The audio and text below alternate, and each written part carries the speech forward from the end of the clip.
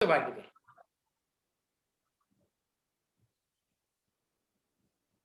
ಇಷ್ಟೊಂದು ಶ್ರೀಮಂತವಾಗಿದ್ರೂ ಕೂಡ ಬಡತನ ಇದೆ, ಹಸಿವಿದೆ, ಅನಕ್ಷರಸ್ಥರಿದ್ದಾರೆ, ನಿರುದ್ಯೋಗಸ್ಥರಿದ್ದಾರೆ, ಅನಾರೋಗ್ಯಸ್ಥರಿದ್ದಾರೆ, ವಸತಿಹೀನರಿದ್ದಾರೆ ನಮ್ಮ ಸುತ್ತಮುತ್ತ. ಜಗತ್ತಿನಾದ್ಯಂತ ಎಲ್ಲ ದೇಶಗಳಲ್ಲೂ ಇದ್ದಾರೆ. ಈ ಜನ ಅನೇಕ ಸಂಕಷ್ಟಗಳಿಗೆ ಒಳಗಾಗಿದ್ದಾರೆ. ಈ ಅಸಮಾನತೆಯನ್ನು ಹೋಗಲಾಡಿಸಿ ಸಮಾನತೆಯನ್ನು ತರಬೇಕು, ಜನಸಾಮಾನ್ಯರ ಸಂಕಷ್ಟಗಳನ್ನು ಪರಿಹರಿಸಬೇಕು ಅಂತ ಜಗತ್ತಿನಾದ್ಯಂತ ಅನೇಕ ದೇಶಗಳು ತಮ್ಮದೇ ಆದಂಥ ರೀತಿಯಲ್ಲಿ ಕಾರ್ಯಕ್ರಮಗಳನ್ನು ರೂಪಿಸಿದೆ, ಯೋಜನೆಗಳನ್ನು ರೂಪಿಸಿದೆ, ಕಾನೂನುಗಳನ್ನು ತಂದಿದೆ. ಇವೆಲ್ಲ ಒಟ್ಟನ್ನ ವಿಶ್ವಸಂಸ್ಥೆಯವರು ಕರೀತಾರೆ, ಇದನ್ನ ಸಾಮಾಜಿಕ ನ್ಯಾಯ ಅಂತಕ್ಕಂಥ. ವಿಶ್ವಸಂಸ್ಥೆಯವರು ಅಲ್ಲಿಗೆ ನಿಲ್ಲಿಸಲಿಲ್ಲ. ಪ್ರತಿ ವರ್ಷ ಫೆಬ್ರವರಿ 20ನೇ ತಾರೀಕಿನಂದು ವಿಶ್ವಸಂಸ್ಥೆಯ ಸದಸ್ಯ ರಾಷ್ಟ್ರಗಳು ತಮ್ಮ ತಮ್ಮ ದೇಶಗಳಲ್ಲಿ ಸಾಮಾಜಿಕ ನ್ಯಾಯದ ದಿನವನ್ನಾಗಿ ಆಚರಣೆ ಮಾಡಬೇಕು ಅಂತ ಕರೆ ಕೊಟ್ಟಿದೆ. ಹಾಗಾಗಿ ಜಗತ್ತಿನ ಬಹುಪಾಲು ರಾಷ್ಟ್ರಗಳಲ್ಲಿ ಫೆಬ್ರವರಿ 20ರಂದು ಅಂತಾರಾಷ್ಟ್ರೀಯ ಸಾಮಾಜಿಕ ದಿನವನ್ನ ಆಚರಣೆ ಮಾಡಿಕೊಳ್ತಾ ಇದ್ದಾರೆ. ಇದನ್ನ ಹಿನ್ನೆಲೆಯಲ್ಲಿ ಇಟ್ಕೊಂಡು ನಾವು ನಮ್ಮ ಭಾರತ ದೇಶದ ಪರಿಸ್ಥಿತಿಯನ್ನ ನಾವು ಸ್ವಲ್ಪ ತಿಳ್ಕೋಬೇಕಾಗಿದೆ. ಭಾರತ ದೇಶದಲ್ಲಿ ಜಗತ್ತಿನ ಎಲ್ಲ ಧರ್ಮಗಳೂ ಇವೆ. ಹಿಂದೂ ಧರ್ಮ, ಇಸ್ಲಾಮು, ಕ್ರೈಸ್ತ, ಸಿಖ್, ಬೌದ್ಧ, ಪಾರ್ಸಿ, ಈ ರೀತಿ ಅನೇಕ ಧರ್ಮಗಳಿವೆ. ಕೇಂದ್ರ ಸರ್ಕಾರದ ಆಂಥ್ರೋಪಾಲಜಿಕಲ್ ಸರ್ವೆ ಆಫ್ ಇಂಡಿಯಾ ಅವರು ನಡೆಸಿರ್ತಕ್ಕಂಥ ಅಧ್ಯಯನದ ಪ್ರಕಾರ ಭಾರತ ದೇಶದಲ್ಲಿ 4635 ಜಾತಿಗಳು ಮತ್ತು ಉಪಜಾತಿಗಳಿವೆ. ಈ ಜಾತಿ ವ್ಯವಸ್ಥೆಯಲ್ಲಿ ಹುಟ್ಟುತ್ತಾ ನಮಗೆ ಜಾತಿ ಒಂದು ಕಟ್ತಾರೆ. ಜಾತಿಯನ್ನು ಬದಲಾಯಿಸೋಂಗಿಲ್ಲ, ಜಾತಿಗೆ ಅಂಟುಕೊಂಡಿರ್ತಕ್ಕಂಥ ಕಸುಬನ್ನು ಬದಲಾಯಿಸೋಂಗಿಲ್ಲ, ಅಂತರ್ಜಾತಿ ಮದುವೆಗಳು ಮಾಡ್ಕೊಳ್ಳೋಂಗಿಲ್ಲ, ಸಹ ಭೋಜನ ಮಾಡೋಂಗಿಲ್ಲ, ಸತ್ತ ಹೆಣಗಳನ್ನು ಒಂದೇ ಸ್ಮಶಾನದಲ್ಲಿ ಸಂಸ್ಕಾರ ಮಾಡೋದಿಲ್ಲ. ಇದು ಸಾಲದು ಅಂತೇಳಿ ಜಾತಿಯನ್ನ ಮತ್ತು ಕಸುಬನ್ನ ವಂಶ ಪಾರಂಪರ ಮಾಡಿದ್ದಾರೆ. A cobbler son has to become a cobbler, a hair cutter son has to become a hair cutter, a washer man son has to become a washer man, a farmer son has to become a farmer. ಈ ರೀತಿ ಇದನ್ನ ವಂಶ ಪಾರಂಪರ ಮಾಡಿ ಈ ಭಾರತ ದೇಶದಲ್ಲಿ ಈ ಜಾತಿ ಅಸಮಾನತೆ ಅನ್ನೋದು ಅದು ಲಿಂಗ ಅಸಮಾನತೆಯೂ ಆಗಿದೆ, ವರ್ಗ ಅಸಮಾನತೆಯೂ ಆಗಿದೆ, ಸಾಮಾಜಿಕ ಅಸಮಾನತೆಯೂ ಆಗಿದೆ, ಅದರ ಜೊತೆಗೆ ಸಾಂಸ್ಕೃತಿಕ ಅಸಮಾನತೆಯೂ ಆಗಿದೆ. ಭಾರತದ ಸನ್ನಿವೇಶದಲ್ಲಿ ಮೇಲ್ಜಾತಿಗಳು ಮೇಲ್ವರ್ಗಗಳು, ಕೆಳ ಜಾತಿಗಳು ಕೆಳವರ್ಗಗಳು, ಅತಿ ಹೆಚ್ಚು ಬಡವರು, ಅನಕ್ಷರಸ್ಥರು, ಅನಾರೋಗ್ಯಸ್ಥರು, ಭೂಹೀನರು, ವಸತಿಹೀನರು ಎಲ್ಲಿದ್ದಾರೆ ಅಂತ ನೀವು ಹುಡುಕೊಂಡೋದ್ರೆ ನಿಮಗೆ ಅತಿ ಹೆಚ್ಚು ಸಂಖ್ಯೆಯಲ್ಲಿ ಸಿಗೋದು ಅದು ಕೆಳಜಾತಿಗಳಲ್ಲಿ. Therefore, in Indian context, caste is also a class. Upper caste or upper class, lower caste or lower class. ಈ ರೀತಿ ಜಾಸ್ತಿ ಅಸಮಾನತೆಯನ್ನ ನಾವು ರಾಜಕೀಯ ಕ್ಷೇತ್ರದಲ್ಲಿ, ಆರ್ಥಿಕ, ಸಾಮಾಜಿಕ, ಸಾಂಸ್ಕೃತಿಕ ಕ್ಷೇತ್ರದಲ್ಲಿ ನಾವು ಕಾಣಬಹುದು. ಈ ಜಾತಿ ಎಷ್ಟು ಕ್ರೂರವಾಗಿದೆ ಈ ಜಾತಿ ವ್ಯವಸ್ಥೆ ಅಂತಂದ್ರೆ, ಎಲ್ಲಾ ಜಾತಿಯ ಹೆಣ್ಣು ಮಕ್ಕಳಿಗೆ ನಾವು ಶಿಕ್ಷಣನ ನಿರಾಕರಿಸಿದ್ವಿ. ಶೂದ್ರರಿಗೆ, ಪರಿಶಿಷ್ಟ ಜಾತಿ, ಪರಿಶಿಷ್ಟ ಪಂಗಡದ ಜನರಿಗೆ ಶಿಕ್ಷಣನ ನಿರಾಕರಿಸಿದ್ವಿ. ಆಡಳಿತದಲ್ಲಿ ಭಾಗವಹಿಸೋದನ್ನ ನಿರಾಕರಿಸಿದ್ವಿ. ಆಸ್ತಿ ಹಕ್ಕನ್ನ ನಿರಾಕರಿಸಿದ್ವಿ. ಕೆರೆಯಲ್ಲಿ ನೀರು ಕುಡಿಯುವಂತಹ ಹಕ್ಕನ್ನು ಸಹ ನಾವು ನಿರಾಕರಿಸಿದ್ವಿ. ಈ ರೀತಿ ಈ ದೇಶದಲ್ಲಿ ಈ ಅಸಮಾನತೆಯ ಪರಿಣಾಮವಾಗಿ ಜನಸಾಮಾನ್ಯರು, ಅದರಲ್ಲೂ ಕೆಳವರ್ಗದ ಜಾತಿಯ ಜನ ಅನೇಕ ಸಂಕಷ್ಟಗಳಿಗೆ ಸಿಕ್ಕಾಕೊಂಡಿರ್ತಕ್ಕಂಥದ್ದನ್ನ ನಾವು ಕಾಣಬಹುದು. ಈ ಅಸಮಾನತೆಯ ವಿರುದ್ಧ ಜನ ಸುಮ್ಮನೆ ಇರಲಿಲ್ಲ, ಅದರ ವಿರುದ್ಧ ಬಂಡಾಯ ಎದ್ದಿದ್ದಾರೆ. ಬುದ್ಧ, ಬಸವ, ದಾಸಪಂಥ, ಭಕ್ತಿ ಪಂಥ, ಪೆರಿಯಾರ್, ನಾರಾಯಣ ಗುರು, ವಿವೇಕಾನಂದ, ಮಹಾತ್ಮ ಗಾಂಧಿ, ಅಂಬೇಡ್ಕರ್, ಈ ರೀತಿ ಅನೇಕ ಮಹನೀಯರು ಈ ಜಾತಿ ಅಸಮಾನತೆಯ ವಿರುದ್ಧ ತಮ್ಮ ಧ್ವನಿಯನ್ನು ಎತ್ತಿದ್ದಾರೆ. ಇದರ ಪರಿಣಾಮವಾಗಿ ಸ್ವಾತಂತ್ರ್ಯ ಪೂರ್ವದಲ್ಲಿ ಈ ಅಸಮಾನತೆಯನ್ನ ನಿವಾರಣೆ ಮಾಡೋದಕ್ಕೆ ನಮ್ಮ ಸ್ವಾತಂತ್ರ್ಯ ಹೋರಾಟದ ಸಂದರ್ಭದಲ್ಲಿ ಈ ಜಾತಿ ಅಸಮಾನತೆಯ ವಿರುದ್ಧವೂ ಕೂಡ ಒಂದು ಕೂಗು ಎದ್ದು ಬಂದಿದ್ದನ್ನು ನಾವು ಗಮನಿಸಬೇಕು. India's struggle for freedom was not only a political struggle, it was an economic struggle and social struggle too. ಅದೊಂದು ರಾಜಕೀಯ ಹೋರಾಟ ಆಗಿತ್ತು, ಆರ್ಥಿಕ ಹೋರಾಟ ಆಗಿತ್ತು, ಸಾಮಾಜಿಕ ಹೋರಾಟವೂ ಆಗಿತ್ತು ನಮ್ಮ ಸ್ವಾತಂತ್ರ್ಯ ಹೋರಾಟ ಅಂತಕ್ಕಂಥದ್ದನ್ನ ನಾವು ಮರೆಯೋಣ. ಈ ಹೋರಾಟದ ಸಂದರ್ಭದಲ್ಲಿ ಜಾತಿ ಅಸಮಾನತೆಯ ವಿರುದ್ಧ, ಅಸ್ಪೃಶ್ಯತೆಯ ವಿರುದ್ಧ, ಲಿಂಗ ಅಸಮಾನತೆಯ ವಿರುದ್ಧ ಅನೇಕ ಹೋರಾಟಗಳು ನಡೆದಿದ್ದರ ಪರಿಣಾಮವಾಗಿ ಸ್ವಾತಂತ್ರ್ಯ ಪೂರ್ವದಲ್ಲಿ ಬ್ರಿಟಿಷರ ಆಡಳಿತದಲ್ಲಿ ಕೆಲವು ಶಾಸನಗಳನ್ನ ಜಾರಿಗೆ ತರೋದಕ್ಕೆ ಸಾಧ್ಯ ಆಯಿತು. ಸತಿ ಪದ್ಧತಿಯ ನಿವಾರಣೆ, ಅಸ್ಪೃಶ್ಯತೆಯ ನಿವಾರಣೆ, ಬಾಲ್ಯ ವಿವಾಹಗಳ ನಿಷೇಧ, ದೇವದಾಸಿ ಪದ್ಧತಿ ನಿಷೇಧ, ಮಹಿಳೆಯರಿಗೆ ವಾರಸುದಾರರ ಹಕ್ಕು, ಮಹಿಳೆಯರಿಗೆ ಇದು ಏನು ಮೇಂಟೆನೆನ್ಸ್ ಜೀವನಾಂಶದ ಹಕ್ಕು, ಈ ರೀತಿ ಅನೇಕ ಕಾನೂನುಗಳನ್ನ ಸ್ವಾತಂತ್ರ್ಯ ಪೂರ್ವದಲ್ಲಿ ಬ್ರಿಟಿಷರು ಈ ದೇಶದಲ್ಲಿ ತಂದರು. ಅದಕ್ಕೆ ಕಾರಣ ಈ ದೇಶದ ಸ್ವಾತಂತ್ರ್ಯ ಹೋರಾಟದಲ್ಲಿ ನಾವು ಮುಂದುವರಿಸಿಕೊಂಡು ಬಂದಂತ ಒಂದು ಹೋರಾಟದ ಪರಿಣಾಮ. ಬಹಳ ಮುಖ್ಯವಾಗಿ ನಾವಿಲ್ಲಿ ಗಮನಿಸಬೇಕಾಗಿರ್ತಕ್ಕಂಥದ್ದು, ಸ್ವಾತಂತ್ರ್ಯ ಹೋರಾಟದ ಸಂದರ್ಭದಲ್ಲಿ ಈ ದೇಶದ ಜನರ ಮುಂದೆ ಅನೇಕ ಪ್ರಶ್ನೆಗಳು ಉದ್ಭವ ಆದವು. ಆ ಪ್ರಶ್ನೆಗಳನ್ನ ಈ ದೇಶದ ಜನರು ಚರ್ಚೆ ಮಾಡಿದರು, ಅವುಗಳಿಗೆ ಉತ್ತರವನ್ನ ಕಂಡುಕೊಂಡ್ರು. ನಾನು ಎಲ್ಲ ಪ್ರಶ್ನೆಗಳಿಗೆ ಹೋಗೋದಿಲ್ಲ, ಕೇವಲ 3 ಪ್ರಶ್ನೆಗಳನ್ನು ಮಾತ್ರ ನಿಮ್ ಗಮನಕ್ಕೆ ತರ್ತಾ ಇದ್ದೆ. ಒಂದನೇ ಪ್ರಶ್ನೆ ಏನು ಅಂತಂದ್ರೆ, ಸ್ವಾತಂತ್ರ್ಯ ಬಂದ ನಂತರ ಮಹಾತ್ಮ ಗಾಂಧಿಯವರನ್ನ ಒಬ್ಬ ಸಾಮ್ರಾಟ್ನನ್ನಾಗಿ ಮಾಡೋಣವಾ, ಜವಾಹರ್ಲಾಲ್ ನೆಹರೂರವರನ್ನ ಒಬ್ಬ ಚಕ್ರವರ್ತಿಯನ್ನಾಗಿ ಮಾಡೋಣವಾ? ಈ ದೇಶದ ಜನ ಈ ಪ್ರಶ್ನೆಯನ್ನ ಚರ್ಚೆ ಮಾಡಿದ್ರು, ಅವರೊಂದು ತೀರ್ಮಾನ ಕೊಟ್ಟರು. ಆ ಉತ್ತರ ಏನು ಅಂತಂತಂದ್ರೆ, ನಮಗೆ ಸಾಮ್ರಾಟರು ಬೇಡ, ಚಕ್ರವರ್ತಿಗಳು ಬೇಡ, ರಾಜ ಮಹಾರಾಜರು ಬೇಡ, ಪಾಳೆಗಾರಗಳು ಬೇಡ, ರಾಜಕೀಯ ಅಧಿಕಾರ ಪ್ರಜೆಗಳ ಕೈಗೆ ಬರಬೇಕು. ಈ ರೀತಿ ಜನತಾ ಪ್ರಜಾಪ್ರಭುತ್ವ ಬೀಜಗಳನ್ನ ನಮ್ಮ ಸ್ವಾತಂತ್ರ್ಯ ಹೋರಾಟದಲ್ಲಿ ಬಿತ್ತಲಾಯಿತು. ಎರಡನೇದಾಗಿ ನಮ್ಮ ಮುಂದೆ ಬಂದಿದ್ದು, ಭಾರತ ದೇಶದಲ್ಲಿ 80% ಹಿಂದೂಗಳಿದ್ದಾರೆ, ಉಳಿದ 20% ಬೇರೆ ಎಲ್ಲ ಧರ್ಮಗಳು ಬರ್ತವೆ. ಹಾಗಾಗಿ ಹಿಂದೂಗಳ ಪೈಕಿ ಒಂದು ಮಿಲಿಟೆಂಟ್ ಸೆಕ್ಷನ್ ಸ್ವಾತಂತ್ರ್ಯ ಬಂದ ನಂತರ ಭಾರತನ ಹಿಂದೂ ರಾಷ್ಟ್ರ ಮಾಡಬೇಕು ಅಂತಕ್ಕಂಥ ಒಂದು ಕೂಗು ಕೇಳಿ ಬಂತು. ಈ ದೇಶದ ಜನ ಚರ್ಚೆ ಮಾಡಿದ್ರು, ಅವರೊಂದು ಉತ್ತರ ಕೊಟ್ರು. ಏನು ಉತ್ತರ ಕೊಟ್ರು?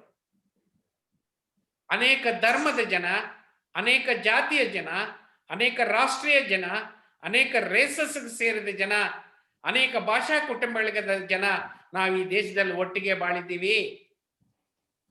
ಒಬ್ಬರ ಬದುಕಿನ ಹೋರಾಟದಲ್ಲಿ ಮತ್ತೊಬ್ಬರು ಭಾಗವಹಿಸಿದ್ದಾರೆ. ನಾವೆಲ್ಲ ಒಟ್ಟಿಗೆ ಸೇರಿ ಈ ದೇಶನ ಕಟ್ಟಿದ್ದೀವಿ. ಬ್ರಿಟಿಷ್ ಸಾಮ್ರಾಜ್ಯಶಾಹಿಯ ವಿರುದ್ಧ ಭುಜಕ್ಕೆ ಭುಜ ಕೊಟ್ಟು ನಾವು ಹೋರಾಟ ಮಾಡಿದ್ದೀವಿ. ನಾವೆಲ್ಲರೂ ಸಮಾನರಾಗಿ ಬಾಳಬೇಕು, ಒಂದು ಸಮ ಸಮಾಜನ ನಿರ್ಮಾಣ ಮಾಡಬೇಕು ಅನ್ನೋದು ಸ್ವಾತಂತ್ರ್ಯ ಹೋರಾಟದ ಗುರಿಯಾಗಿತ್ತು. ಹಾಗಾಗಿ ನಮಗೆ ಹಿಂದೂ ರಾಷ್ಟ್ರ ಬೇಡ, ಇಸ್ಲಾಂ ರಾಷ್ಟ್ರ ಬೇಡ, ಕ್ರೈಸ್ತ ರಾಷ್ಟ್ರ ಬೇಡ, ಸಿಖ್ ರಾಷ್ಟ್ರ ಬೇಡ, ನಮಗೆ ಜಾತ್ಯತೀತ ರಾಷ್ಟ್ರ ಬೇಕು ಅಂತಕ್ಕಂಥ ಒಂದು ಉತ್ತರವನ್ನ ಈ ದೇಶದ ಜನ ಕೊಟ್ಟರು. ಅದು ನಮ್ಮ ರಾಷ್ಟ್ರೀಯ ಚಳವಳಿಯ ಗುರಿಯಾಯಿತು. ಸ್ವಾತಂತ್ರ್ಯ ಬಂದ ನಂತರ ಮೆರಿಟ್ ಮೇಲೆ, ಮನಿ ಪವರ್ ಮೇಲೆ, ಮಸಲ್ ಪವರ್ ಮೇಲೆ, ಮೆಜಾರಿಟಿ ಮೇಲೆ ದೇಶ ಕಟ್ಟೋಣವಾ? ಆ ರೀತಿ ಮಾಡಿದ್ರೆ ದೇಶ ಕಟ್ಟುವ ಪ್ರಕ್ರಿಯೆಯಲ್ಲಿ ಕೆಲವೇ ಜನರು ಭಾಗವಹಿಸ್ತಾರೆ, ಉಳಿದವರು ಹೊರಗಡೆ ಉಳಿತಾರೆ. ಆದರೆ ನಮ್ಮ ಸ್ವಾತಂತ್ರ್ಯ ಚಳವಳಿಯ ಗುರಿ ಒಂದು ಸಮ ಸಮಾಜನ ಕಟ್ಟೋದು. ಆ ಸಮ ಸಮಾಜನ ಕಟ್ಟೋದಕ್ಕೆ ಸಮಾಜದ ಎಲ್ಲ ಜನವಿಭಾಗ ತೊಡಗಿಸ್ಕೋಬೇಕು.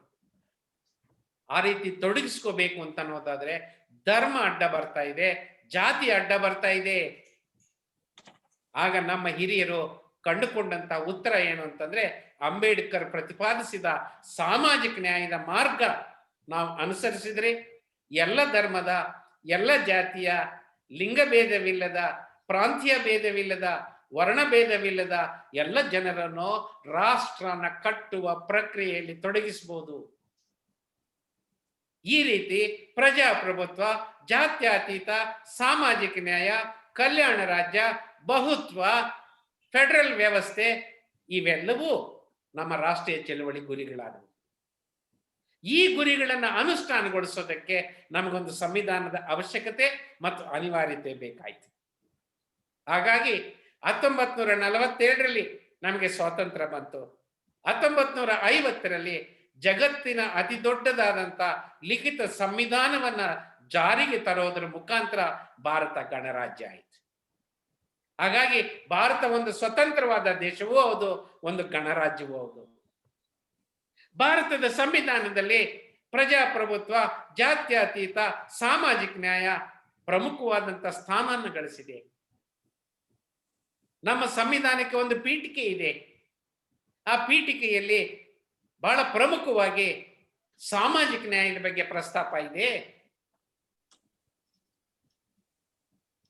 ಸಂವಿಧಾನದ ಭಾಗ 3ರಲ್ಲಿ ಮೂಲಭೂತ ಹಕ್ಕುಗಳನ್ನು ನಾವು ನೀಡಿದ್ದೀವಿ. ಈ ಮೂಲಭೂತ ಹಕ್ಕುಗಳನ್ನ ದೇಶದ ಎಲ್ಲ ಜನರಿಗೆ ಜಾತಿ ಭೇದವಿಲ್ಲದ, ಲಿಂಗ ಭೇದವಿಲ್ಲದ, ವರ್ಣ ಭೇದವಿಲ್ಲದ, ವರ್ಗ ಭೇದವಿಲ್ಲದ, ಧರ್ಮ ಭೇದವಿಲ್ಲದ 139 ಕೋಟಿ ಜನರು ಇವತ್ತು ಅನುಭವಿಸ್ತಾ ಇದ್ದಾರೆ. ಅನುಚ್ಛೇದ 14ರಲ್ಲಿ ಹೇಳ್ತಾರೆ, ಯಾವುದೇ ಭೇದ ಭಾವ ಇಲ್ಲದೆ ಈ ದೇಶದ ಸರ್ವ ಜನರಿಗೂ ಕೂಡ ಕಾನೂನಿನ ದೃಷ್ಟಿಯಲ್ಲಿ ಸಮಾನರು ಅಂತ ಹೇಳುತ್ತೆ. ಎಲ್ಲರಿಗೂ ಕಾನೂನಿನ ರಕ್ಷಣೆ ಇದೆ, ಎಲ್ಲರಿಗೂ ಕಾನೂನಿನಲ್ಲಿ ಅವಕಾಶ ಇದೆ ಅಂತಕ್ಕಂಥದ್ದನ್ನ, ಆ ಸಮಾನತೆಯನ್ನ ನಾವು ನೀಡಿದ್ದೀವಿ. ಅದರ ಜೊತೆಗೆ ಪರಿಶಿಷ್ಟ ಜಾತಿ, ಪರಿಶಿಷ್ಟ ಪಂಗಡ, ಹಿಂದುಳಿದವರು, ಅಲ್ಪಸಂಖ್ಯಾತರು, ಮಹಿಳೆಯರು ಈ ದೇಶದಲ್ಲಿ 2ನೇ ದರ್ಜೆಯ ಪ್ರಜೆಗಳನ್ನಾಗಿ ನಾವು ನಡೆಸ್ಕೊಂಡ್ವಿ. ಅವರ ಅಭಿವೃದ್ಧಿಗೆ, ಅವರ ಏಳಿಗೆಗೆ, ಅವರ ಪರಿಸ್ಥಿತಿ ಉತ್ತಮಗೊಳಿಸೋದಕ್ಕೆ ನಮ್ಮ ಸಂವಿಧಾನದಲ್ಲಿ ನಾವು ಅನೇಕ ಪ್ರಸ್ತಾಪಗಳನ್ನು ನಾವು ಮಾಡಿದ್ವಿ. ರಾಜ್ಯ ಸರ್ಕಾರ, ಕೇಂದ್ರ ಸರ್ಕಾರ ಅನೇಕ ಕಾರ್ಯಕ್ರಮಗಳನ್ನ, ಯೋಜನೆಗಳನ್ನ ರೂಪಿಸಿ ಕಲ್ಯಾಣದ ಕಾರ್ಯಕ್ರಮಗಳನ್ನು ಜಾರಿಗೆ ತರೋದ್ರ ಮುಖಾಂತರ ಈ ಜನವಿಭಾಗದ ಜೀವನ ಪರಿಸ್ಥಿತಿ ಉತ್ತಮಗೊಳ್ಳೋದಕ್ಕೆ ಅನೇಕ ಅನುಚ್ಛೇದಗಳಲ್ಲಿ ನಮ್ಮ ಸಂವಿಧಾನದಲ್ಲಿ ಪ್ರಸ್ತಾಪ ಮಾಡಲಾಗಿದೆ. ಸಾಮಾಜಿಕ ನ್ಯಾಯ ಅಂತಂದ್ರೆ ಕೇವಲ ಮೀಸಲಾತಿ ಅಲ್ಲ. ಸಾಮಾಜಿಕ ನ್ಯಾಯದ ಒಂದು ಸಣ್ಣ ಭಾಗ ಮೀಸಲಾತಿ. ಆದರೆ ದುರಾದೃಷ್ಟವಶಾತ್ ಕಳೆದ 72 ವರ್ಷಗಳಲ್ಲಿ ನಮ್ಮ ದೇಶದಲ್ಲಿ ಮೀಸಲಾತಿ ಅಂತಂದ್ರೆ ಸಾಮಾಜಿಕ ನ್ಯಾಯ, ಸಾಮಾಜಿಕ ನ್ಯಾಯ ಅಂದ್ರೆ ಮೀಸಲಾತಿ ಅಂತಕ್ಕಂಥ ರೀತಿಯಲ್ಲಿ ನಾವು ಸಂಕುಚಿತ ವ್ಯಾಖ್ಯಾನವನ್ನು ಮಾಡಿರ್ತಕ್ಕಂಥದ್ದು ಬಹಳ ದೊಡ್ಡ ತಪ್ಪು ಮಾಡಿ. ಸಮಾಜದಲ್ಲಿ ಯಾರ್ಯಾರು ಅನ್ಯಾಯಕ್ಕೆ ಒಳಗಾಗಿದ್ದಾರೋ, ಶೋಷಣೆಗೆ ಒಳಗಾಗಿದ್ದಾರೋ ಅವರಿಗೆ ನ್ಯಾಯವನ್ನು ಕೊಡಿಸ್ತಕ್ಕಂಥ ಎಲ್ಲ ಕ್ರಮಗಳು ಕೂಡ ಸಾಮಾಜಿಕ ನ್ಯಾಯದ ಡೆಫಿನಿಷನ್ ವ್ಯಾಖ್ಯಾನಕ್ಕೆ ಒಳಪಡುತ್ತವೆ. ಅದು ಮಹಿಳೆಯರ ಹಿತ ಆಗ್ಬೋದು, ಕಾರ್ಮಿಕರ ಹಿತ ಆಗ್ಬೋದು, ಪರಿಶಿಷ್ಟ ಜಾತಿ ಪರಿಶಿಷ್ಟ ಪಂಗಡಗಳ ಹಿತ ಆಗ್ಬೋದು, ಹಿಂದುಳಿದವರ ಹಿತ ಆಗಬಹುದು, ಅಲ್ಪಸಂಖ್ಯಾತರ ಹಿತ ಆಗಿರ್ಬೋದು, ರೈತರ ಹಿತ ಆಗಬಹುದು, ಅಂಗವಿಕಲರ ಹಿತ ಆಗಬಹುದು, ವಯಸ್ಸಾಗಿರ್ತಕ್ಕಂಥ ವೃದ್ಧರ ಹಿತ ಆಗಬಹುದು. ಈ ಎಲ್ಲ ಜನವಿಭಾಗದ ಹಿತನ ಕಾಪಾಡತಕ್ಕಂಥ ಒಂದು ಬಹುದೊಡ್ಡ ಉದ್ದೇಶವೇ ಸಾಮಾಜಿಕ ನ್ಯಾಯ.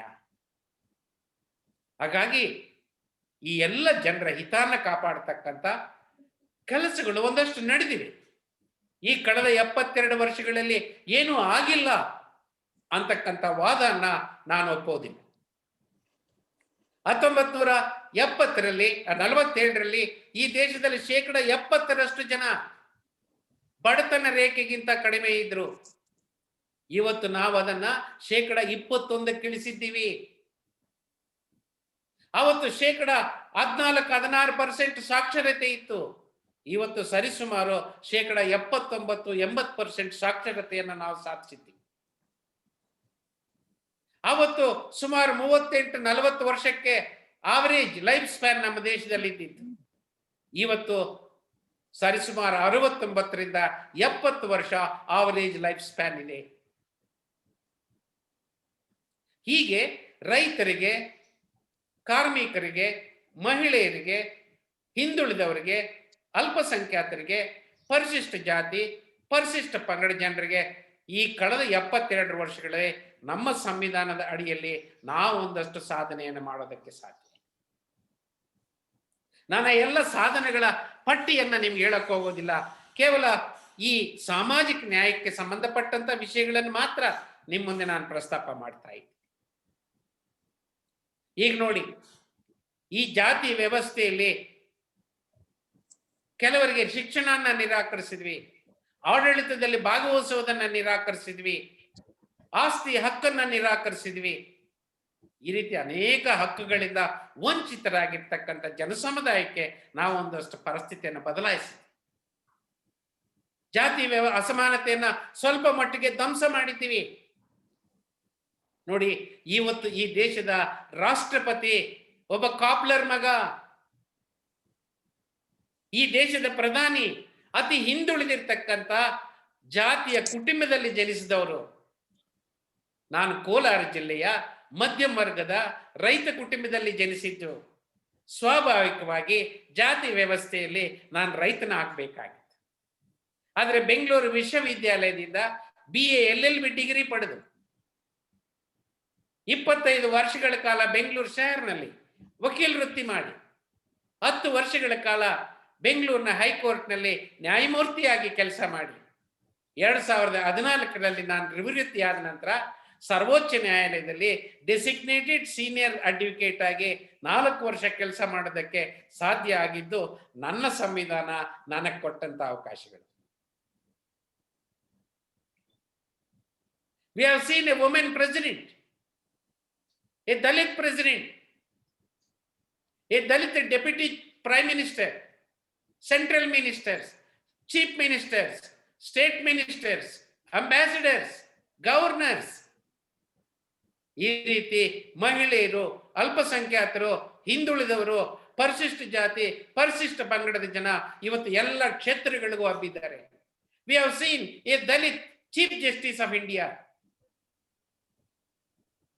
ವಿಶ್ವವಿದ್ಯಾಲಯಗಳಲ್ಲಿ ಕುಲಪತಿಗಳಾಗಿ, ಕುಲಸಚಿವರಾಗಿ, ಪ್ರೊಫೆಸರ್ಸ್ ಆಗಿ, ರೀಡರ್ಸ್ ಆಗಿ ಎಲ್ಲ ಹಂತದಲ್ಲಿಯೂ IAS, IPS, IRS, IFS ಅಧಿಕಾರಿಗಳಾಗಿ ಪರಿಶಿಷ್ಟ ಜಾತಿ ಪರಿಶಿಷ್ಟ ಪಂಗಡ ಹಿಂದುಳಿದ ಮಹಿಳೆಯರು ಇವತ್ತು ಪ್ರವೇಶ ಮಾಡಿದ್ದಾರೆ. ಸೈಂಟಿಸ್ಟ್ಸ್ ಆಗಿ ಈ ರೀತಿ ಅನೇಕ there is no area in the country where the women, the minority, the scheduled caste, the scheduled tribe and the backwards have not entered. They have entered in large number, enriched the field by their rich contribution. ಆ ಎಲ್ಲ ಕ್ಷೇತ್ರಗಳಿಗೆ ಪ್ರವೇಶ ಮಾಡಿದ್ದಾರೆ, ತಮ್ಮದೇ ಆದಂತ ಕೊಡುಗೆಯನ್ನು ಕೊಟ್ಟಿದ್ದಾರೆ. ಆ ಮುಖಾಂತರ ಸಾಮಾಜಿಕ ನ್ಯಾಯದ ಒಂದು ಹಿನ್ನೆಲೆಯಲ್ಲಿ ನಾವು ಒಂದಷ್ಟು ಸಾಧನೆ ಮಾಡೋದಕ್ಕೆ ಸಾಧ್ಯ ಆಗಿದೆ. ಆದ್ರೆ ಇಷ್ಟೆಲ್ಲ ಸಾಧನೆ ಆದ್ರೆ ಇನ್ನೇನ್ ಮಾಡಬೇಕಾಗಿಲ್ವ ನಾವು? ಇನ್ನು ಬಹಳ ಬೆಟ್ಟದಷ್ಟಿದೆ ನಾವು ಮಾಡಬೇಕಾಗಿರೋದು. ನಾವು ಸ್ವಲ್ಪ ಮಟ್ಟ ಮಾತ್ರ ಮಾಡಿದ್ದೀವಿ, ಇನ್ನು ಹೆಚ್ಚು ಸಾಧನೆಯನ್ನು ನಾವು ಮಾಡಬೇಕು. ಈ ಹೆಚ್ಚು ಸಾಧನೆ ಮಾಡಬೇಕು ಅಂತಕ್ಕಂಥ ಹಂತದಲ್ಲಿ ಇವತ್ತು ನಾವು ಈ ಸಾಮಾಜಿಕ ನ್ಯಾಯಕ್ಕೆ, ಅದರಲ್ಲೂ ವಿಶೇಷವಾಗಿ ಮೀಸಲಾತಿಗೆ ಸಂಬಂಧಪಟ್ಟಂತ ಹಲವಾರು ಸಮಸ್ಯೆಗಳನ್ನು ಎದುರಿಸ್ತಾ ಇದ್ದೀವಿ. ಒಳ ಮೀಸಲಾತಿ, ಕೆನೆ ಪದರ, ಬಡ್ತಿಯಲ್ಲಿ ಮೀಸಲಾತಿ, ಖಾಸಗಿ ಕ್ಷೇತ್ರದಲ್ಲಿ ಮೀಸಲಾತಿ, ಬೇರೆ ಜಾತಿಗಳಿಗೆ ಮೀಸಲಾತಿ, ಈ ಎಲ್ಲ ಬೇಡಿಕೆಗಳು ಇವತ್ತು ನಮ್ಮ ಮುಂದೆ ಬರ್ತಾ ಇವೆ. ಈ ಎಲ್ಲ ವಿಚಾರಗಳಿಗೆ ನಾವು ಸರಿಯಾದಂತ ಉತ್ತರನ ಕಂಡುಕೊಳ್ಳಿಲ್ಲ, ಸರಿಯಾದಂತ ಕಾನೂನನ್ನ ರಚನೆ ಮಾಡಲಿಲ್ಲ. ನ್ಯಾಯಾಂಗದ ತೀರ್ಪುಗಳಲ್ಲೂ ಕೂಡ ಸಮನ್ವಯತೆಯ ಕೊರತೆ ಇದೆ ಅಂತಕ್ಕಂಥ ಮಾತನ್ನ ಬಹಳ ನೋವಿನಿಂದ ನಾನು ನ್ಯಾಯಾಂಗದ ಕುಟುಂಬದ ಒಬ್ಬ ಸದಸ್ಯನಾಗಿ ನಿಮ್ಮ ಮುಂದೆ ಹೇಳಬೇಕು. There are no consistent judgements in the matter of internal reservation, creamy layer, reservation in promotion, reservation in private sector. ಇಂಥದ್ರ ಬಗ್ಗೆ ಸರಿಯಾದಂತಹ ಕನ್ಸಿಸ್ಟೆಂಟ್ ಜಡ್ಜ್ಮೆಂಟ್ಸ್ ಇಲ್ಲ ನಮ್ಮ ಮುಂದೆ. ಹಾಗಾಗಿ ಎಲ್ಲ ಗೊಂದಲಗಳು ನಮ್ಮ ಮುಂದೆ ಇವೆ. ಈ ಗೊಂದಲಗಳನ್ನ ನಾವು ನಿವಾರಣೆ ಮಾಡ್ಕೋಬೇಕಾಗಿದೆ. ಹಾಗಾಗಿನೇ ನಾನು ಅನೇಕ ಸಂದರ್ಭದಲ್ಲಿ ಪ್ರತಿಪಾದಿಸಿದ್ದೀನಿ, there is need to rewrite the entire policy of reservation. ಇಡೀ ಈ ಮೀಸಲಾತಿ ನೀತಿಯನ್ನೇ ಪುನರ್ರಚಿಸುವ ಅವಕಾಶ ಇದೆ, ಅವಶ್ಯಕತೆ ಇದೆ. ಈ ಎಲ್ಲ ಸಮಸ್ಯೆಗಳಿಗೆ ನಾವು ಉತ್ತರನ ಕಂಡುಕೋಬೇಕಾಗಿದೆ. 1947ರಲ್ಲಿ ಈ ದೇಶಕ್ಕೆ ಸ್ವಾತಂತ್ರ್ಯ ಬಂದಾಗ ನಾವು ಈ ದೇಶದ ಪರಿಶಿಷ್ಟ ಜಾತಿ, ಪರಿಶಿಷ್ಟ ಪಂಗಡಗಳಿಗೆ ಮೀಸಲಾತಿಯನ್ನ ನೀಡಿದಾಗ ಈ ದೇಶದ ರೈತರು ಅದನ್ನು ವಿರೋಧ ಮಾಡಲಿಲ್ಲ. ರೈತರು ನಮಗೆ ಮೀಸಲಾತಿ ಬೇಕು ಅಂತ ಕೇಳಲಿಲ್ಲ. ಆದರೆ ಕಳೆದ 72 ವರ್ಷಗಳಲ್ಲಿ ನಮ್ಮ ಸರ್ಕಾರಗಳು ಅನುಸರಿಸಿರ್ತಕ್ಕಂಥ ನೀತಿಗಳ ಪರಿಣಾಮವಾಗಿ ಇವತ್ತು ಕೃಷಿ ಬಿಕ್ಕಟ್ಟಿನಲ್ಲಿದೆ. ಕೃಷಿ ವೆಚ್ಚ ಜಾಸ್ತಿ ಆಗಿದೆ. ಕೃಷಿ ಉತ್ಪಾದನೆಗೆ ನ್ಯಾಯಸಮ್ಮತವಾದಂತ ಬೆಲೆ ಇಲ್ಲ, ಮಾರ್ಕೆಟ್ ವ್ಯವಸ್ಥೆ ಇಲ್ಲ, ಇನ್ಫ್ರಾಸ್ಟ್ರಕ್ಚರ್ ಇಲ್ಲ, ಅಗ್ರಿಕಲ್ಚರ್ ರಿಲೇಟೆಡ್ ಇಂಡಸ್ಟ್ರಿ ಇಲ್ಲ. ಈ ರೀತಿ ಅನೇಕ ಸಮಸ್ಯೆಗಳನ್ನು ರೈತರು ಎದುರಿಸ್ತಾ ಇದ್ದಾರೆ. ಅನೇಕ ಸಂದರ್ಭದಲ್ಲಿ ಉತ್ಪಾದನಾ ವೆಚ್ಚಕ್ಕಿಂತ ಕಡಿಮೆ ದರದಲ್ಲಿ ಮಾರ್ಕೆಟ್ ಅಲ್ಲಿ ಸರಕು ಮಾರಾಟ ಮಾಡತಕ್ಕಂಥ ದುಸ್ಥಿತಿ ಬಂದಿದೆ. ಕೊಂಡುಕೊಳ್ಳೋರು ಯಾರು ಇಲ್ಲದೆ ಕೋಲಾರನ ರೈತರು ಟಮಾಟನ ಬೀದಿಗೆ ಸುರಿತಾ ಇದ್ದಾರೆ. ಮಂಡ್ಯದ ರೈತರು ಕಬ್ಬನ್ನು ಕಡಿಯದೆ ಬೆಂಕಿ ಹಚ್ತಾ ಇದ್ದಾರೆ ಕಬ್ಬಿನ ತೋಟಕ್ಕೆ. ಇದು ಎಲ್ಲ ರೀತಿಯ ಜೋಳದ ರೈತರು, ಮೆಣಸಿನಕಾಯಿನ ರೈತರು, ಹತ್ತಿ ರೈತರು, ಕಾಫಿ ಟೀ ಬೆಳೆಗಾರರು, ರಬ್ಬರ್ ಬೆಳೆಗಾರ, ಎಲ್ಲ ರೀತಿಯ ರೈತ ಸಮುದಾಯ ಇವತ್ತು ಕೃಷಿ ಬಿಕ್ಕಟ್ಟಿನಲ್ಲಿದೆ. ತಮ್ಮ ಮಕ್ಕಳನ್ನ ಓದಿಸ್ಕೊಳ್ಳೋಕೆ ಸಾಧ್ಯ ಆಗ್ತಾ ಇಲ್ಲ. ಓದಿರೋ ಮಕ್ಕಳಿಗೆ ಉದ್ಯೋಗನ ಕೊಡಿಸೋದಕ್ಕೆ ಸಾಧ್ಯ ಆಗ್ತಾ ಇಲ್ಲ. ರೈತರು ಸರಿದಾರಿ ಯಾವುದು ಅಂತ ತಿಳಿದೆ ಆತ್ಮಹತ್ಯೆಗೆ ಶರಣ ಆಗ್ತಾ ಇದ್ದಾರೆ. ಪ್ರತಿನಿತ್ಯ ಈ ದೇಶದ ಯಾವುದೋ ಒಂದು ಮೂಲೆಯಲ್ಲಿ ಒಬ್ಬ ರೈತ ಆತ್ಮಹತ್ಯೆ ಮಾಡ್ಕೊಳ್ತಾ ಇರ್ತಕ್ಕಂಥದ್ದನ್ನ ನಾವು ಪತ್ರಿಕೆಗಳಲ್ಲಿ ನೋಡ್ತಾ. ಈ ರೀತಿ ಇಡೀ ರೈತ ಸಮುದಾಯ ಸಂಕಷ್ಟಕ್ಕೆ ಸಿಕ್ಕಾಗಿ ಬಿಕ್ಕಟ್ಟಿನಲ್ಲಿದ್ದಾರೆ. ಅವರು ಇವತ್ತು ನಮಗೆ ಮೀಸಲಾತಿ ಕೊಡಿ ಅಂತ ಕೇಳ್ತಾ ಇದ್ದಾರೆ.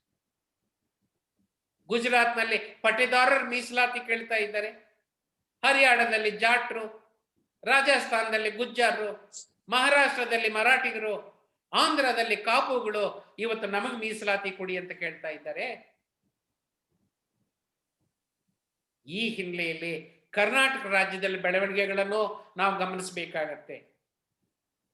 ಪಂಚಮ ಶಾಲೆಗಳು ನಮಗೆ 3B ಇಂದ 2A ಸೇರಿಸಿ 2B ಸೇರಿಸಿ, ಕುರುಬರು ನಮ್ಮನ್ನ OBC ಇಂದ ST ಸೇರಿಸಿ. ವಾಲ್ಮೀಕಿಗಳು ನಾವು 3% ಇದ್ದಿದ್ದನ್ನ 7.5% ಕೊಡಿ ಮೀಸಲಾತಿ. ಪರಿಶಿಷ್ಟ ಜಾತಿಯವರು ಇಂಟರ್ನಲ್ ರಿಸರ್ವೇಶನ್ ಕೊಡಿ. ಒಕ್ಕಲಿಗರು ನಮ್ಮ ಪಾಪ್ಯುಲೇಷನ್ಗೆ ಸರಿಸಮಾನವಾಗಿ ಮೀಸಲಾತಿ ಕೊಡಿ. ಈ ರೀತಿ ಕರ್ನಾಟಕದಲ್ಲಿ ಸ್ನೇಹಿತರೆ 45 ಜಾತಿಗಳು ಮೀಸಲಾತಿಗೆ ಸಂಬಂಧಪಟ್ಟಂತಹ ಪ್ರಶ್ನೆಗಳನ್ನ ಎತ್ತಿ ಇವತ್ತು ಹೋರಾಟ ಮಾಡ್ತಾ ಇದ್ದಾರೆ. ಅನೇಕ ಸಣ್ಣ ಸಣ್ಣ ಸಮುದಾಯಗಳು ಹೋರಾಟಗಳು ನಮ್ಮ ಕಿವಿ ಕೇಳಿಸ್ತಾ ಇಲ್ಲ, ನಮ್ಮ ಕಣ್ಣಿಗೆ ಕಾಣಿಸ್ತಾ ಇಲ್ಲ. ಪ್ರಬಲವಾದಂತಹ ಜಾಸ್ತಿ ಜನರಿರ್ತಕ್ಕಂಥ ಕುರುಬರದು, ಒಕ್ಕಲಿಗರದು, ವಾಲ್ಮೀಕಿದು, ಪಂಚಮಶಾಲಿ ಲಿಂಗಾಯತರದು ಇವು ನಮಗೆ ಕೇಳಿಸ್ತಾ ಇಲ್ಲ. ಸಣ್ಣ ಸಣ್ಣ ಸಮುದಾಯಗಳು ನಮಗೆ ಕೇಳಿಸ್ತಾ ಇಲ್ಲ. ನಾವು ಗಮನಿಸಬೇಕಾಗಿರ್ತಕ್ಕಂಥದ್ದು ಈ ಎಲ್ಲ ಸಮುದಾಯಗಳಲ್ಲಿ ಇವತ್ತು ಮೀಸಲಾತಿ ಇಟ್ಕೊಂಡು ಏನು ಹೋರಾಟ ನಡೆಸ್ತಾ ಇದ್ದಾರೋ ಅವರಲ್ಲಿ 80% ಅಗ್ರಿಕಲ್ಚರ್ ಪ್ರೊಫೆಷನ್ ಅನ್ನು ಮಾಡ್ತಾ ಇರೋರು ರೈತರೇ. ಆ ರೈತರು ಸಂಕಷ್ಟದಲ್ಲಿದ್ದಾರೆ. ರೈತರ ಕೃಷಿ ಬಿಕ್ಕಟ್ಟಿಗೆ ಪರಿಹಾರ ಮೀಸಲಾತಿ ಅಲ್ಲ. ಕೃಷಿ ಬಿಕ್ಕಟ್ಟಿಗೆ ಪರಿಹಾರ ಆ ಕೃಷಿ ಬಿಕ್ಕಟ್ಟನ್ನು ಪರಿಹರಿಸೋದೆ. ಆ ದಿಕ್ಕಿನಲ್ಲಿ ಚಳುವಳಿ ನಡೀತಾ ಇಲ್ಲ, ಚರ್ಚೆ ನಡೀತಾ ಇಲ್ಲ, ಸಂಘಟನೆ ಆಗ್ತಾ ಇಲ್ಲ. ಅದನ್ನ ದಿಕ್ ತಪ್ಪಿಸಿ ಬೇರೆ ಕಡೆ ಹೋಗ್ತಾರೆ. ಈ ಎಲ್ಲ ಜಾತಿಗಳ ಮೀಸಲಾತಿ ಬೇಡಿಕೆಯನ್ನ 100% ಒಪ್ಪಿ ಜಾರಿಗೆ ತಂದ್ರೆ ಆ ಜಾತಿಗಳಲ್ಲಿರ್ತಕ್ಕಂಥ 2-3% ಜನರಿಗೆ ಮಾತ್ರ ಉಪಯೋಗ. ಉಳಿದ 97% ಜನರನ್ನು ಏನ್ ಮಾಡ್ತೀರಾ? ಅವರ ಸಮಸ್ಯೆ ಹೆಂಗ್ ಪರಿಹರಿಸ್ತೀರಾ? ಅವರ ಸಮಸ್ಯೆ ಪರಿಹಾರ ಇರೋದು ಕೃಷಿ ಬಿಕ್ಕಟ್ಟನ್ನ ಪರಿಹಾರ ಮಾಡೋದ್ರ ಮುಖಾಂತರನೇ. ಈ ದಿಕ್ಕಿನಲ್ಲಿ ನಾವು ಇವತ್ತು ರಾಜ್ಯದ ಜಾತಿವಾರು ಮೀಸಲಾತಿ ಹೋರಾಟವನ್ನ ನೋಡಬೇಕಾಗಿದೆ. ಇನ್ನೊಂದು ಕಡೆ ನೋಡಿ ಸ್ನೇಹಿತರೆ, ನಾನು ಆಗ್ಲೇ ಹೇಳಿದೆ, ಒಂದಷ್ಟು ಈ ಸೌಕರ್ಯ ಇದ್ರೂ ಕೂಡ ಇವತ್ತು ದಿನೇ ದಿನೇ ಅದನ್ನು ನಾವು ಕಳ್ಕೊಳ್ತಾ ಇದ್ದೀವಿ. The philosophy of social justice is being made irrelevant. ಸಾಮಾಜಿಕ ನ್ಯಾಯ ಅಂತಕ್ಕಂಥದ್ದನ್ನ ಅಪ್ರಸ್ತುತ ಮಾಡತಕ್ಕಂಥ ಒಂದು ದಾರಿಯಲ್ಲಿ ಇವತ್ತು ನಾವು ನಡೀತಾ ಇದ್ದೀವಿ. ನಾನು ಎಲ್ಲ ವಿವರಗಳಿಗೆ ಹೋಗೋದಿಲ್ಲ, ಕೇವಲ ಒಂದು 4 ಪಾಯಿಂಟ್ ನಿಮ್ಮ ಮುಂದೆ ತರ್ತೀನಿ. ಕೇಂದ್ರ ಸರ್ಕಾರ, ಎಲ್ಲ ರಾಜ್ಯ ಸರ್ಕಾರಗಳು ಸಾರ್ವಜನಿಕ ವಲಯದಲ್ಲಿ ಮಂಜೂರಾಗಿರ್ತಕ್ಕಂಥ ಹುದ್ದೆಗಳು 62 ಲಕ್ಷ ಉದ್ಯೋಗಗಳು ಖಾಲಿ ಬಿದ್ದಿವೆ. ಏನಾಯ್ತು ನಿಮ್ಮ ಸಾಮಾಜಿಕ ನ್ಯಾಯ? 1992ರಿಂದ 2001ರವರೆಗೆ ಲಕ್ಷಾಂತರ ಕೋಟಿ ರೂಪಾಯಿಯನ್ನ ಡಿಸ್ಇನ್ವೆಸ್ಟ್ಮೆಂಟ್ ಮಾಡಿದ್ದೀವಿ. ಈ ಡಿಸ್ಇನ್ವೆಸ್ಟ್ಮೆಂಟಿನ ಪರಿಣಾಮವಾಗಿ ಅನೇಕ ಪಬ್ಲಿಕ್ ಸೆಕ್ಟರ್ ಉದ್ಯಮಗಳು ಪ್ರೈವೇಟ್ ಸೆಕ್ಟರ್ಗೆ ಮಾರಾಟ ಮಾಡಿದ್ವಿ. ಕೆಲವನ್ನ ಕ್ಲೋಸ್ ಮಾಡಿದ್ವಿ, ಕೆಲವನ್ನ ಕಾಂಪ್ಯೂಟರೈಸ್ ಮಾಡಿದ್ವಿ. ಉಳಿದವರಲ್ಲಿ ರಿಕ್ರೂಟ್ಮೆಂಟ್ ಅನ್ನ ಫ್ರೀಸ್ ಮಾಡಿದ್ವಿ. ಅಂದ್ರೆ ಮೀಸಲಾತಿಗೆ ಲಭ್ಯ ಇರತಕ್ಕಂಥ ಉದ್ಯೋಗಗಳು ದಿನೇ ದಿನೇ ಕಡಿಮೆ ಆಗೋದ್ವು. ಇಷ್ಟು ಮಾತ್ರ ಅಲ್ಲ, ಇವತ್ತು ಕಳೆದ 1.5 ವರ್ಷ, ನಾನು ಈ ಲಾಕ್ಡೌನ್ಗಿಂತ ಮುಂಚೆ 2019 ಮತ್ತು 2020 ಮಾರ್ಚ್ ವರೆಗೆ ನಾನು ಇಡೀ ರಾಜ್ಯದ ಎಲ್ಲ ಜಿಲ್ಲೆಗಳಿಗೂ ಹೋಗಿ ಬಂದೆ. ಸಂವಿಧಾನ ಓದು ಅಭಿಯಾನ ನಡೆಸಿದೆ. ಬಹುಪಾಲು ನಮ್ಮ ಕಾರ್ಯಕ್ರಮಗಳಲ್ಲೂ ಕಾಲೇಜುಗಳಲ್ಲೇ ನಡೆದಿದ್ದು. ನಾನು ಓದ ಕಾಲೇಜ್ ಪ್ರತಿಯೊಂದರಲ್ಲೂ ನಾನು ವಿಚಾರಿಸಿದ್ದೀನಿ. There is no college in Karnataka where there are no temporary teachers, contract teachers, guest lecturers. There is no department in Karnataka where there are no contract employees. Contract employment ನೀವು ತಕೊಂಡ್ರೆ ಅಲ್ಲಿ ಮೀಸಲಾತಿ ಅಪ್ಲೈ ಆಗುತ್ತಾ? ಇಲ್ಲ. Outsourcing ಮೀಸಲಾತಿ apply ಆಗೋಲ್ಲ. Computerisation ಮೀಸಲಾತಿ ಎಲ್ಲಿ ಅಪ್ಲೈ ಮಾಡ್ತೀರಾ? ಈ ರೀತಿ computerisation, outsourcing, contract labour system, disinvestment, non filling up of sanction post, ಇವೆಲ್ಲವನ್ನು ಗಮನಿಸಿದಾಗ ನಮ್ಮ ಮುಂದೆ ಇರ್ತಕ್ಕಂಥ ಪ್ರಶ್ನೆ, whether social justice is being made irrelevant or made strong. ಬಲಿಷ್ಠಗೊಳಿಸ್ತಾ ಇದ್ದೀವ, ಬಲಹೀನಗೊಳಿಸ್ತಾ ಇದ್ದೀವ, ಅಪ್ರಸ್ತುತಗೊಳಿಸ್ತಾ ಇದ್ದೀವಿ ಅಂತಕ್ಕಂಥದ್ದನ್ನ ನಾವು ವಿಚಾರ ಮಾಡಬೇಕಾಗಿದೆ. ಈ ಹಿನ್ನೆಲೆಯಲ್ಲಿ ನಾವು ಧ್ವನಿ ಎತ್ತಬೇಕಾಗಿರ್ತಕ್ಕಂಥದ್ದು, ಈ ಎಲ್ಲ ಶಾಂಕ್ಷನ್ ಪೋಸ್ಟ್ ಅನ್ನ ಫಿಲಪ್ ಮಾಡಿ ಸ್ವಾಮಿ. ಕರ್ನಾಟಕದಲ್ಲಿ 2,64,000 ಸ್ಯಾಂಕ್ಷನ್ ಪೋಸ್ಟ್ ಖಾಲಿ ಬಿದ್ದಿವೆ. ನ್ಯಾಯಾಂಗದಲ್ಲಿ ಯಾವತ್ತು ಒಂದು 30% ಪೋಸ್ಟ್ ಖಾಲಿನೇ ಬಿದ್ದಿರ್ತವೆ. 77ರಲ್ಲಿ ನಾನು ವಕೀಲನಾಗಿದ್ದು, ಅಲ್ಲಿಂದ ಇಲ್ಲಿವರೆಗೆ ನೋಡ್ಕೊಂಡ್ ಬಂದಿದ್ದೀನಿ. Continuously I am seeing from 1977 when I became a lawyer till today, nearly more than 1/4 of the sanctioned posts are vacant in Indian judiciary. ಈ ರೀತಿ ನಾವು ಈ ಪರಿಸ್ಥಿತಿಯನ್ನ ನಾವು ನೋಡಿದಾಗ ಸಾಮಾಜಿಕ ನ್ಯಾಯ ಅಪ್ರಸ್ತುತ ಆಗ್ತಾ ಇದೆ. ನಾವು ಇದರ ಬಗ್ಗೆ ಡಿಬೇಟ್ ಮಾಡಬೇಕಾಗಿದೆ, ಚರ್ಚೆ ಮಾಡಬೇಕಾಗಿದೆ, ಸರಿ ಯಾವುದು ಅಂತ ನಾವು ಯೋಚನೆ ಮಾಡಬೇಕಾಗಿದೆ. ಆ ದಿಕ್ಕಿನಲ್ಲಿ ನಾವು ಮುಂದುವರಿಬೇಕು. ಈ ಎಲ್ಲ ವಿಚಾರಗಳಿಗೆ ನಾನು ಆಗ್ಲೇ ಹೇಳಿದಂಗೆ, ಇವತ್ತು ನ್ಯಾಯಾಲಯದ ತೀರ್ಪುಗಳು ಸಮನ್ವಯದ ಕೊರತೆಯಿಂದ ಒಂದಷ್ಟು ಗೊಂದಲ ಆಗಿದೆ, ಕಾನೂನುಗಳ ಕೊರತೆಯಿಂದ ಒಂದಷ್ಟು ಗೊಂದಲ ಆಗಿದೆ. 72 ವರ್ಷಗಳ ಕಾಲ ನಾವು ಮೀಸಲಾತಿಯನ್ನು ಜಾರಿಗೆ ತಂದ್ವಿ. ಸ್ನೇಹಿತರೆ, ಬಹಳ ದುಃಖದಿಂದ ಹೇಳ್ತಾ ಇದ್ದೀನಿ, ಒಂದಷ್ಟು ಜನರಿಗೆ ಮೀಸಲಾತಿ ಇನ್ನು ತಲುಪೇ ಇಲ್ಲ.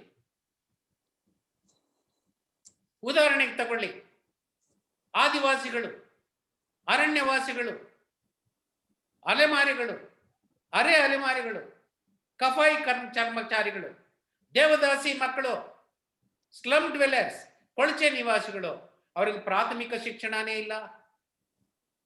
ಪ್ರಾಥಮಿಕ ಶಿಕ್ಷಣ ಇಲ್ಲದೆ ಇದ್ರೆ ಉನ್ನತ ಶಿಕ್ಷಣ ಇರೋದಿಲ್ಲ. ಉನ್ನತ ಶಿಕ್ಷಣ ಇಲ್ಲದೆ ಇದ್ರೆ ಸಾರ್ವಜನಿಕ ಉದ್ಯೋಗ ಇರೋದಿಲ್ಲ. ಮಿನಿಮಮ್ ನೀವು SLC PUC ಕ್ವಾಲಿಫಿಕೇಶನ್ ಇಡ್ತಿರೋ ಒಂದು ಅಟೆಂಡರ್ ಪೋಸ್ಟ್ಗೆ ಆ ಶಿಕ್ಷಣನೇ ಪಡಿತಾ ಇಲ್ಲ ಪಾಪ ಅನೇಕ ಜನರು.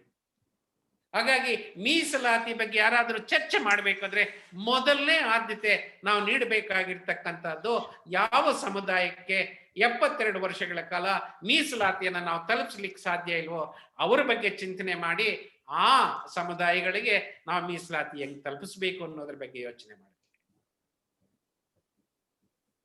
The priority in any discussion relating to reservation shall be to see that how to reach the fruits of reservation to the segments we have not at all seen the light of the day. ಆ ದಿಕ್ಕಿನಲ್ಲಿ ಇವತ್ತು ನಾವು ಚರ್ಚೆ ಮಾಡಬೇಕಾಗಿದೆ. ಹಾಗಾಗಿ ಸ್ನೇಹಿತರೆ, ಇಟ್ಟೆಲ್ಲ ಮೀಸಲಾತಿ ಇದ್ರೂ ಕೂಡ ನಾವು ಮೀಸಲಾತಿ ಒಂದನ್ನೇ ನಂಬಿಕೊಂಡು ಕೂರೋಕ್ ಸಾಧ್ಯ ಇಲ್ಲ. ನಾವು ಹೆಚ್ಚು ಹೆಚ್ಚು ಉದ್ಯೋಗಗಳನ್ನ ಸೃಷ್ಟಿ ಮಾಡಬೇಕಾಗಿದೆ, ಶಿಕ್ಷಣದ ಅವಕಾಶಗಳನ್ನು ಹೆಚ್ಚು ಮಾಡಬೇಕಾಗಿದೆ, ಎಲ್ಲ ಜಾತಿಯ ಎಲ್ಲ ಧರ್ಮದ ಬಡವರಿಗೆ ಅದು ಸಿಗುವಂತೆ ಮಾಡಬೇಕಾಗಿದೆ.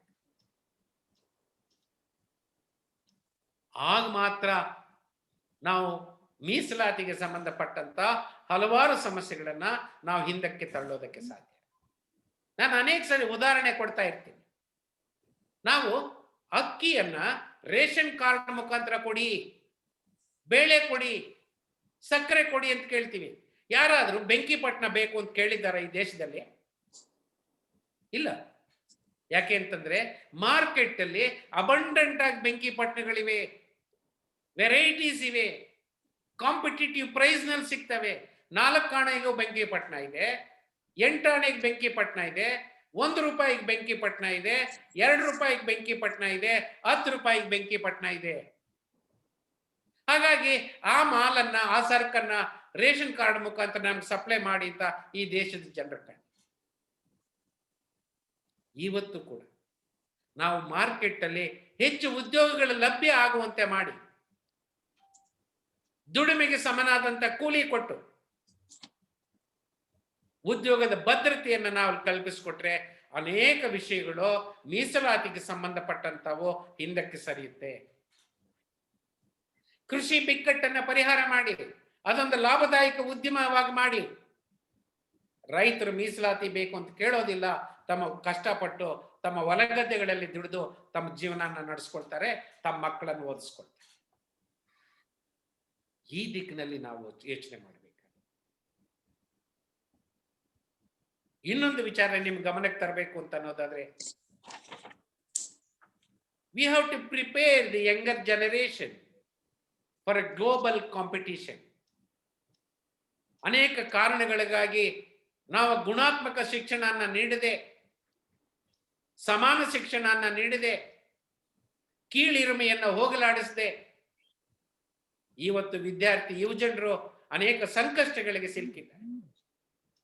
ಈ ಸಮುದಾಯಗಳು ಬಂದಿರತಕ್ಕಂಥ ವಿದ್ಯಾವಂತರ ಸಮುದಾಯ, ಅಡ್ವಾನ್ಸ್ಡ್ ಸೆಕ್ಷನ್ಸ್ ಅಂತ ನಾವೇನ್ ಕರಿತೀವಿ, ಅವರು ಒಂದಷ್ಟು ತಮ್ಮ ಜ್ಞಾನವನ್ನ, ತಮ್ಮ ಅನುಭವವನ್ನ, ತಮ್ಮ ಸಂಪಾದನೆಯ ಒಂದಷ್ಟು ಹಣನ ಈ ಸಮುದಾಯಗಳಿಗೆ ಬಳಕೆ ಮಾಡಿ ಆ ಸಮುದಾಯದ ಹುಡುಗರ ಸಾಮರ್ಥ್ಯವನ್ನು ಹೆಚ್ಚಿಸಬೇಕು, ಅವರಲ್ಲಿ ಧೈರ್ಯ ತುಂಬಬೇಕು, ಅವ್ರ ಜಗತ್ತನ್ನ ಗೆಲ್ಲಬಹುದು ಅಂತಕ್ಕಂಥ ವಿಶ್ವಾಸವನ್ನ ಮೂಡಿಸಬೇಕು. ಅದಕ್ಕೆ ಅವರ ಸಿದ್ಧತೆಯನ್ನ ಮಾಡಬೇಕಾಗಿ, ಆ ದಿಕ್ಕಿನಲ್ಲಿ ನಾವೆಲ್ಲರೂ ಕೆಲಸ ಮಾಡಿದ್ರೆ ಆವಾಗ ಈ ಸಮಸ್ಯೆಗಳು ಒಂದಷ್ಟು ಪರಿಹಾರ ಕಾಣ. ಕೊನೆಯದಾಗಿ, right to education and right to employment shall be made a fundamental right. ನಾನು ವಿದ್ಯಾರ್ಥಿ ಯುವಕನಾಗಿದ್ದಾಗಿಂದ ಈ ಹೋರಾಟದಲ್ಲಿ ನಾನು ತೊಡಗಿಸಿಕೊಂಡಿದ್ದೆ. ಇಡೀ ರಾಜ್ಯ ಸುತ್ತಾಡಿದ್ದೆ ನಾನು ವಿದ್ಯಾರ್ಥಿಯಾಗಿ, ಯುವಕನಾಗಿ. ಅವಾಗ ನಮ್ಮ ಸ್ಲೋಗನ್ ಇತ್ತಿದ್ದೇನು ಅಂತಂದ್ರೆ, right to education, right to employment shall be made a fundamental right. ನನಗೆ ಇವತ್ತು 70 ವರ್ಷ. ನಾನು ಯುವಕನಾಗಿ ವಿದ್ಯಾರ್ಥಿಯಾಗಿ ಅದನ್ನು ಘೋಷಣೆಗೆ ಹೋಗಿದ್ದು, ಬಟ್ ಇವತ್ತು ಹೋಗುವಂತ ಪರಿಸ್ಥಿತಿ ದೇಶದಲ್ಲಿ ನಿರ್ಮಾಣ. ಇದು ಮಾಡಿದಾಗ ಸರ್ಕಾರಕ್ಕೊಂದು ಜವಾಬ್ದಾರಿ ಬರುತ್ತೆ.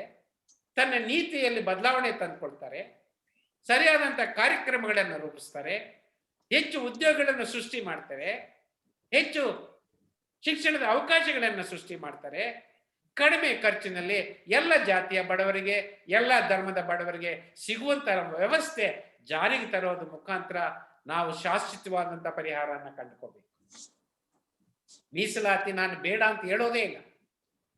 ನನ್ನ ತೀರ್ಪುಗಳಲ್ಲಿ ಎಲ್ಲಿಯವರೆಗೂ ಜಾತಿ ಅಸಮಾನತೆ ಇರುತ್ತೋ ಅಲ್ಲಿಯವರೆಗೂ ಮೀಸಲಾತಿ ಮುಂದುವರಿಬೇಕು ಅಂತಕ್ಕಂಥ. ಆದ್ರೆ ಮೀಸಲಾತಿ ಒಂದು ಟೆಂಪರರಿ ರಿಲೀಫ್, ಆದ್ರೆ ಪರ್ಮನೆಂಟ್ ರಿಲೀಫ್ ಏನು? Permanent relief is to create more employment opportunities and educational opportunities. ಮೀಸಲಾತಿ ಶಾಶ್ವತವಾಗಿ ಮುಂದುವರಿಸಿಕೊಂಡು ಹೋಗೋದು ಅಂತಂದ್ರೆ ಅಸ್ಪೃಶ್ಯರ, ಬುಡಕಟ್ಟು ಜನಾಂಗದ, ದಲಿತರ, ಹಿಂದುಳಿದವರ ಸ್ಥಿತಿಗತಿಗಳು ಅದೇ ರೀತಿ ಮುಂದುವರಿಸಿಕೊಂಡು ಹೋಗೋದು ಅಂತ. No, I do not subscribe to that. ಇದು ಯಾವತ್ತೋ ಒಂದ್ ದಿವಸ ಕೊನೆ ಆಗಬೇಕು. ಆ ಕೊನೆ ಆಗೋಗ್ಬೇಕು ಅಂತ ಅನ್ನೋದಾದ್ರೆ ನಾವು ಕ್ರಮಗಳನ್ನು ತಗೊಂಡು ಕೊನೆ ಮಾಡಬೇಕು. ಅಸಮಾನತೆಯನ್ನು ಸಾಧಿಸದೆ, ಅಸಮಾನತೆಯನ್ನು ಹೋಗಲಾಡಿಸದೆ ಮೀಸಲಾತಿ ಹೋಗ್ಬೇಕು ಅಂದ್ರೆ ಅದು ಸರಿಯಾದಂತ ವಾದ ಅಲ್ಲ. ಈ ದಿಕ್ಕಿನಲ್ಲಿ ಸರ್ಕಾರಗಳು ಚಿಂತನೆ ಮಾಡಬೇಕು, ನಾವು ಜನಸಾಮಾನ್ಯರ ಚಿಂತನೆ ಮಾಡಬೇಕು. ನಿಮ್ಮಂತ ವಿಶ್ವವಿದ್ಯಾಲಯಗಳು ಇನ್ನು ಹೆಚ್ಚು ಚರ್ಚೆಗಳ ಮುಖಾಂತರ, ನೀವೆಲ್ಲ ಪ್ರಜ್ಞಾವಂತರು, ತಿಳಿವಳಿಕಸ್ತರು, ಮುಂದಿನ ಜನಾಂಗವನ್ನ ರೂಪಿಸ್ತಕ್ಕಂಥ ಶಿಲ್ಪಿಗಳು ನೀವು ವಿಶ್ವವಿದ್ಯಾಲಯಗಳು. ನೀವು ಹೆಚ್ಚು ಒತ್ತು ಕೊಟ್ಟು ಇದರ ಬಗ್ಗೆ ಚರ್ಚೆ ಮಾಡಿ ಬೆಳಕು ಚೆಲ್ಲಿ ಇಡೀ ಸಮಾಜಕ್ಕೆ ಸರಿಯಾದ ದಿಕ್ಕು ಯಾವುದು ಅಂತಕ್ಕಂಥದ್ದನ್ನ ತೋರಿಸ್ಬೇಕು. ಆಗ ಮಾತ್ರ ನಾವು ಸಮಸ್ಯೆಗೆ ಶಾಶ್ವತವಾದ ಪರಿಹಾರನ ಕಂಡುಕೊಳ್ಳೋಕೆ ಸಾಧ್ಯ. ಆ ದಿಕ್ಕಿನಲ್ಲಿ ಇವತ್ತು ಈ ಕೃಷಿ ವಿಜ್ಞಾನಿಗಳ ವಿಶ್ವವಿದ್ಯಾಲಯ ಮತ್ತು ಜನಪದ ವಿಶ್ವವಿದ್ಯಾಲಯ, ಅವು NSS ಕೋಶ, ಇವರೆಲ್ಲ ಜಂಟಿಯಾಗಿ ಒಂದು ಉತ್ತಮವಾದ ಕಾರ್ಯಕ್ರಮನ ನೀವು ಮಾಡ್ತಾ ಇದ್ದೀರಾ. ಈಗಾಗಲೇ ಪ್ರೊಫೆಸರ್ ನಾಯಕ್ ಅವರು ಹೇಳಿದಂಗೆ ನಾನು ಅನೇಕ ಕಾರ್ಯಕ್ರಮಗಳಲ್ಲಿ ಭಾಗವಹಿಸಿದ್ದೀನಿ. ನಾಯಕ್ ಸಾಹೇಬರು ಸಹ ಅನೇಕ ಕಾರ್ಯಕ್ರಮಗಳನ್ನ ಉದ್ಘಾಟನೆ ಮಾಡ್ತಾ ಇದ್ದಾರೆ. ಈ ಕಾರ್ಯಕ್ರಮಗಳು ಇನ್ನೂ ರಾಜ್ಯಾದ್ಯಂತ ನಡೀಲಿ, ಹೆಚ್ಚಿನ ಪ್ರಮಾಣದಲ್ಲಿ ನಡೀಲಿ. ವಿಶ್ವವಿದ್ಯಾಲಯ ಮಟ್ಟದಿಂದ ನಾವು ಕಾಲೇಜ್ ಮಟ್ಟಕ್ಕೆ ಹೋಗೋಣ, ಕಾಲೇಜ್ ಮಟ್ಟದಿಂದ ನಾವು ಶಾಲಾ ಮಟ್ಟಕ್ಕೆ ಹೋಗೋಣ ಅಂತ ಹಂತದಲ್ಲಿ ಇದನ್ನು ಚರ್ಚೆ ಮಾಡೋದ್ರ ಮುಖಾಂತರ ಜನಾಭಿಪ್ರಾಯನ ಮೂಡಿಸಿ ಒಂದು ಶಾಶ್ವತವಾದ ಪರಿಹಾರನ ಕಂಡುಕೊಳ್ಳೋದಕ್ಕೆ, ಇವತ್ತು ಮೀಸಲಾತಿಗೆ ಸಂಬಂಧಪಟ್ಟಂತ ಅನೇಕ ಸಮಸ್ಯೆಗಳ ಪರಿಹಾರ ಕಂಡೋದಕ್ಕೆ ನಾವೆಲ್ಲ ಮುಂದಾಗೋಣ ಅಂತ ಹೇಳ್ತಾ, ಅವಕಾಶ ಕಲ್ಪಿಸಿಕೊಟ್ಟಂತ ಮೂರೂ ಸಂಸ್ಥೆಗಳಿಗೆ ವಂದಿಸಿ, ವಿಶೇಷವಾಗಿ ಮಲ್ಲಿಕಾರ್ಜುನ್ ಮಾನ್ಪಡೆಯವರು ಕೋಆರ್ಡಿನೇಟ್ ಮಾಡಿ ಈ ಕಾರ್ಯಕ್ರಮವನ್ನು ಬಹಳ ಯಶಸ್ವಿಯಾಗಿ ಮಾಡ್ತಾ ಇದ್ದಾರೆ. ಅವ್ರಿಗೂ ವಂದಿಸಿ ನನ್ನ ಮಾತನ್ನು ಮುಗಿಸ್ತೀನಿ. ನಮಸ್ಕಾರ ಸರ್. ನಮಸ್ಕಾರಗಳು ಸರ್. ಸಂವಿಧಾನ ಎಷ್ಟೇ ಒಳ್ಳೇದಿದ್ರು ಅದನ್ನು ಜಾರಿ ಮಾಡುವವರು ಒಳ್ಳೆಯವರಾಗಿದ್ರೆ ಮಾತ್ರವೇ ಸಂವಿಧಾನ ಸರಿಯಾದ ರೀತಿಯಲ್ಲಿ ಜಾರಿ ಆಗ್ಲಿಕ್ಕೆ ಸಾಧ್ಯ ಆಗ್ತದೆ ಅನ್ನುವಂಥದ್ದು. ಸಾವಿರಾರು ವರ್ಷಗಳ ಕಾಲ ಹಲವು ಅವಕಾಶಗಳನ್ನ ನಿರಾಕರಣೆ ಮಾಡುತ್ತಾ ಬಂದಿರತಕ್ಕಂತ ಈ ವ್ಯವಸ್ಥೆ ಇದು ಒಳಗಡೆ ಸಂವಿಧಾನ ಒಂದು ಪರ್ಯಾಯ ಮಾರ್ಗವನ್ನ, ಸಂವಿಧಾನವನ್ನು ಎಲ್ಲರಿಗೂ ಸಮಾನ ಅವಕಾಶವನ್ನು ಕಲ್ಪಿಸುವಂತ ಎಲ್ಲಾ ರೀತಿಯ ಅವಕಾಶವಿದ್ದಾಗಲೂ ಕೂಡ ಸರ್ಕಾರದ ಈ ನೀತಿಗಳ ಭಾಗವಾಗಿ ಇವತ್ತು ಹೇಗೆ ನಿರಾಕರಿಸಲಾಗ್ತದೆ, ಹೇಗೆ ವಂಚಿಸಲಾಗ್ತದೆ ಅನ್ನುವಂತ ಮಾತುಗಳನ್ನ ಅತ್ಯಂತ ಅರ್ಥಪೂರ್ಣವಾಗಿ ಇಡೀ ಈ ಸಾಮಾಜಿಕ ಬೆಳವಣಿಗೆಗೆ ಸಂಬಂಧಪಟ್ಟ ಹಾಗೆ ತಾವೆಲ್ಲರೂ ತಾವು ಸರ್ ತುಂಬಾ ಅತ್ಯುತ್ತಮವಾದಂತಹ ಮಾತುಗಳನ್ನ ಹೇಳಿ ನಮಗೆ ಮನವರಿಕೆ ಮಾಡಿದಿರಿ ಸರ್. ತಮಗೆ ರಾಜ್ಯ NSS ಕೋಶ, ಕರ್ನಾಟಕ ಜಾನಪದ ವಿಶ್ವವಿದ್ಯಾಲಯ ಮತ್ತು ಕೃಷಿ ವಿಜ್ಞಾನಗಳ ವಿಶ್ವವಿದ್ಯಾಲಯ ರಾಯಚೂರು 3 ಸಂಸ್ಥೆಗಳ ಪರವಾಗಿ ಮತ್ತು ನನ್ನ ವೈಯಕ್ತಿಕವಾಗಿ ತಮಗೆ ಹೃತ್ಪೂರ್ವಕವಾದಂತಹ ಧನ್ಯವಾದಗಳನ್ನ ಸಲ್ಲಿಸ್ತೇನೆ ಸರ್. ನಮಸ್ಕಾರ ಸರ್. ಈಗ ಒಂದು 10 ರಿಂದ 15 ನಿಮಿಷಗಳ ಕಾಲ ಚರ್ಚೆಗೆ ಅವಕಾಶ ಇರ್ತದೆ. ಒಂದು 15 ನಿಮಿಷಗಳ ಕಾಲ ದಯವಿಟ್ಟು ಏನಾದರೂ ಡೌಟ್ಸ್ಗಳಿದ್ರೆ ಮಾನ್ಯ ನ್ಯಾಯಮೂರ್ತಿಯವರಿದ್ದಾರೆ ತಾವು ಕೇಳಬೇಕು. ಅದಾದ ನಂತರ ಮುಖ್ಯ ಅತಿಥಿಗಳು ಮತ್ತು ಅಧ್ಯಕ್ಷತೆ ವಹಿಸಿಕೊಂಡಿರ್ತಕ್ಕಂಥ G. ಪಾಟೀಲ್ ಸರ್ ಅವರು ಮಾತಾಡ್ತಾರೆ ಅನ್ನುವಂಥದ್ದನ್ನ ನಾನು ಈ ಸಂದರ್ಭದಲ್ಲಿ ಹೇಳ್ತೇನೆ. ನಮಸ್ಕಾರ ಸರ್.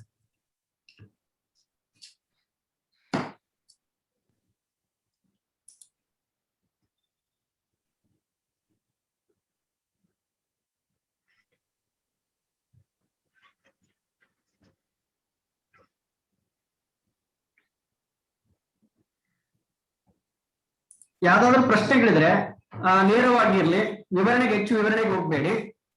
ನೇರವಾಗಿ ಪ್ರಶ್ನೆಗಳನ್ನ ನ್ಯಾಯಮೂರ್ತಿಯವರಿಗೆ ಕೇಳ್ರಿ. ಸಮಯ ಕಡಿಮೆ ಇದೆ, ಹಾಗಾಗಿ ಕೇಳ್ಬೇಕಂದ್ರೆ ದಯವಿಟ್ಟು ಕೇಳಿ, ಇಲ್ಲ ಮತ್ತೆ ಮುಂದಕ್ಕೆ ನಾವು ಅತಿಥಿಗಳಿಗೆ ಮಾತಾಡ್ಲಿಕ್ಕೆ ಕೊಡಬಹುದು.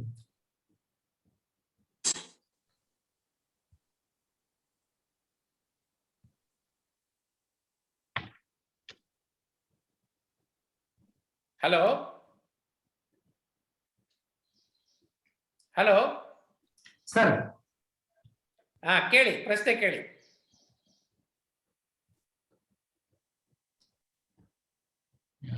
ಸರ್, ನಂದೇ ಒಂದು ಸಣ್ಣ ಡೌಟ್ ಇದೆ ಸರ್. ಏನಂದ್ರೆ ಹೇಳಿ. ಈ ಕೃಷಿ ಲಾಭದಾಯಕ ಉದ್ದಿಮೆಯನ್ನಾಗಿ ಮಾಡ್ಬೇಕು ಅನ್ನುವಂತ ಮಾತುಗಳನ್ನ ತಮ್ಮ ಮಾತುಗಳಲ್ಲಿ ಹೇಳಿದಿರಿ ಸರ್. ಹೌದು. ಆ ಕೃಷಿ ಲಾಭದಾಯಕ ಉದ್ದಿಮೆಯನ್ನಾಗಿ ಮಾಡಿದ್ರೆ ಅದು ಉದ್ದಿಮೆಯಾಗಿ ಕನ್ವರ್ಟ್ ಆದ್ರೆ ಈಗೇನು ಆಕ್ಟ್ ಗಳಿಗೇನು ಮಾಡ್ಲಿಕ್ಕೆ ಹೊರಟಿರ್ತಕ್ಕಂತ ಆ ಆಕ್ಟ್ APMC ಸಂಬಂಧಪಟ್ಟಂತ ಆಕ್ಟ್ ಗಳು ಕೇಂದ್ರ ಸರ್ಕಾರ ಏನ್ ಮಾಡ್ಲಿಕ್ಕೆ ಹೊರಟಿರುವಂತ ಆಕ್ಟ್ ಏನಿದೆ ಅದಕ್ಕೆ ಅಂದ್ರೆ ಉದ್ದಿಮೆದಾರರೆಲ್ಲರೂ ಇಲ್ಲಿ ಒಳಗಡೆ ಪ್ರವೇಶ ಮಾಡ್ಲಿಕ್ಕೆ ತಮ್ಮ ಮಾತುಗಳು ಹೇಗೆ ಅದನ್ನ ಇದ್ ಮಾಡ್ತೀರಿ ಅಂತ ಸರ್ ನನ್ನ. ನಾನು APMC ಆಕ್ಟ್ ಬಗ್ಗೆನೇ ಬೇರೆ ಉಪನ್ಯಾಸಗಳನ್ನು ನೀಡಿದ್ದೀನಿ, ಪುಸ್ತಕನ ಬರೆದಿದ್ದೀನಿ, ಅದು ಬೇರೆ. ಸರಿ ಸರ್. ಆದ್ರೆ ಒಂದನೇದಾಗಿ ರೈತರ ಕೈಯಲ್ಲಿ ಭೂಮಿ ಉಳಿಬೇಕು. ಕೃಷಿ ಉತ್ಪಾದನಾ ವೆಚ್ಚ ಕಡಿಮೆ ಆಗ್ಬೇಕು. ಕೃಷಿ ಉತ್ಪಾದನೆಗೆ ನ್ಯಾಯಸಮ್ಮತವಾದಂತ ಬೆಲೆ ಬೇಕು. ಕೃಷಿ ಸಂಬಂಧಿತ ಕೈಗಾರಿಕೆಗಳು ಬರಬೇಕು. ಈಗ ಫಾರ್ ಎಕ್ಸಾಂಪಲ್ ಇವತ್ತು ಮಾವಿನ ಹಣ್ಣು ಸೀಸನ್ ಇದೆ, ಮಾರ್ಕೆಟ್ ಅಲ್ಲಿ ಮಾವಿನ ಹಣ್ಣಿಗೆ ಬೆಲೆ ಇಲ್ಲ. ಆದ್ರೆ ಮಾವಿನ ಹಣ್ಣಿನ ಪಲ್ಪು, ಜ್ಯೂಸು, ಜಾಮು ಇಂಥವೆಲ್ಲ ಮಾಡ್ತಕ್ಕಂಥ ಕಾರ್ಖಾನೆ ಇದ್ರೆ ರೈತರಿಗೆ ಅನುಕೂಲ ಅಲ್ವಾ? ಅದೇ ರೀತಿ ಟೊಮ್ಯಾಟೊ ಸಂಬಂಧಪಟ್ಟಂತದ್ದು ವರ್ಷಕ್ಕೆ ಒಂದ್ಸಲ ಆದ್ರೂ ನಮ್ಮ ಕೋಲಾರ ರೈತರು ಟೊಮ್ಯಾಟೊನ ಬೀದಿಗೆ ಸುರಿಬೇಕಾಗುತ್ತೆ. ಆ ಟೊಮ್ಯಾಟೊ ಜ್ಯೂಸು, ಜಾಮು, ಕೆಚಪ್ಪು ಇಂಥ ಮಾಡ್ತಕ್ಕಂಥ ಕೈಗಾರಿಕೆ ಇದ್ದಿದ್ರೆ ಮಾರ್ಕೆಟ್ ವ್ಯವಸ್ಥೆ, ಈ ಮಾರ್ಕೆಟ್ ವ್ಯವಸ್ಥೆ ಕೂಡ ಇದಾಗಬೇಕು. ಈಗ ನಾರ್ತ್ ಕರ್ನಾಟಕದಲ್ಲಿ 10 ರೂಪಾಯಿಗೆ ಈರುಳ್ಳಿ ಕೆಜಿ ಅಂತ ಬಂದ್ರೆ ನಮ್ಮ ಬೆಂಗಳೂರಿನಲ್ಲಿ ನಾವು 40-50 ರೂಪಾಯಿ ಕೊಟ್ಟು ತಗೋಬೇಕು. ಅಂದ್ರೆ ಇದು ಮಾರ್ಕೆಟ್ ದೋಷ. ಈ ರೀತಿ ಅನೇಕ ಸೌಕರ್ಯಗಳು ಮಾಡೋದ್ರಿಂದ ಇನ್ನು ಬೇಕಾದಷ್ಟಿದೆ. ನಾನು ಕೇವಲ ಒಂದು 4-5 ಹೇಳಿದೆ ಅಷ್ಟೇ. ಈ ರೀತಿ ಅನೇಕ ಇದನ್ನು ನಾವು ಮಾಡೋದ್ರಿಂದ ಕೃಷಿ ಒಂದು ಲಾಭದಾಯಕವಾದಂತ ಕಸಬನ್ನಾಗಿ ಮಾಡಿ. ಓಕೆ ಸರ್, ಖಂಡಿತ sir. Thank you sir. Hello sir. Yes sir, ನಮ್ಮ ವಿಶ್ವವಿದ್ಯಾಲಯದ ಆಡಳಿತಾಧಿಕಾರಿಯಾದಂತ ಡಾಕ್ಟರ್ ಜಾಗೃತಿ ದೇಶಮಾನ್ಯ ಮೇಡಮ್ ಅವರು ತಮಗೊಂದು ಪ್ರಶ್ನೆ ನೀಡಿದ್ದಾರೆ. ಪ್ಲೀಸ್ ಮೇಡಮ್ ಅವ್ರಿಗೆ ಪ್ಲೀಸ್ ಮೇಡಮ್. ಸರ್ ಇಲ್ಲ, ಅನ್ಮ್ಯೂಟ್ ಆಗ್ತಾ ಇಲ್ಲ ಅನ್ಸುತ್ತೆ. ಅನ್ಮ್ಯೂಟ್ ಅದೇ ಮೇಡಮ್ ಸರ್. ಅವ್ರು ಅನ್ಮ್ಯೂಟ್ ಆಗ್ತಾ ಇಲ್ಲ ಸರ್. ಒಂದೇ ನಿಮಿಷ ಸರ್, ಹೇಳ್ತೀನಿ ಸರ್ ಅವ್ರಿಗೆ.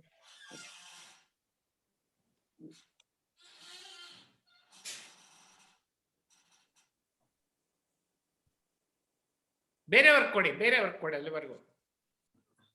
ಬೇರೆಯವ್ರು ಯಾರಾದ್ರು ಇಲ್ಲ ಸರ್.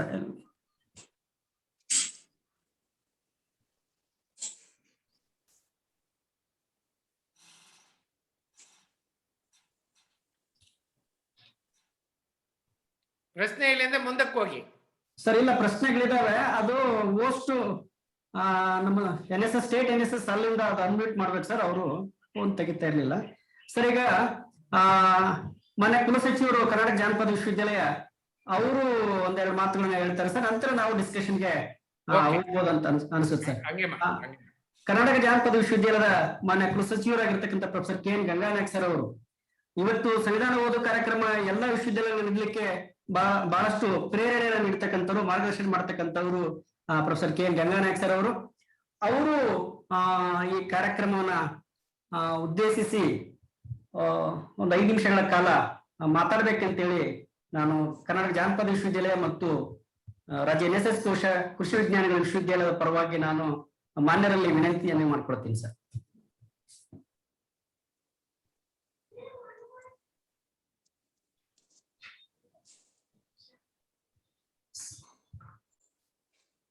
ಮಾನ್ಯ ಕುಲಸಚಿವರು ಮಾತಾಡ್ಬೇಕಂತೇಳಿ ನಾನು ವಿನಂತಿಸ್ಕೊಳ್ತೇನೆ ಸರ್.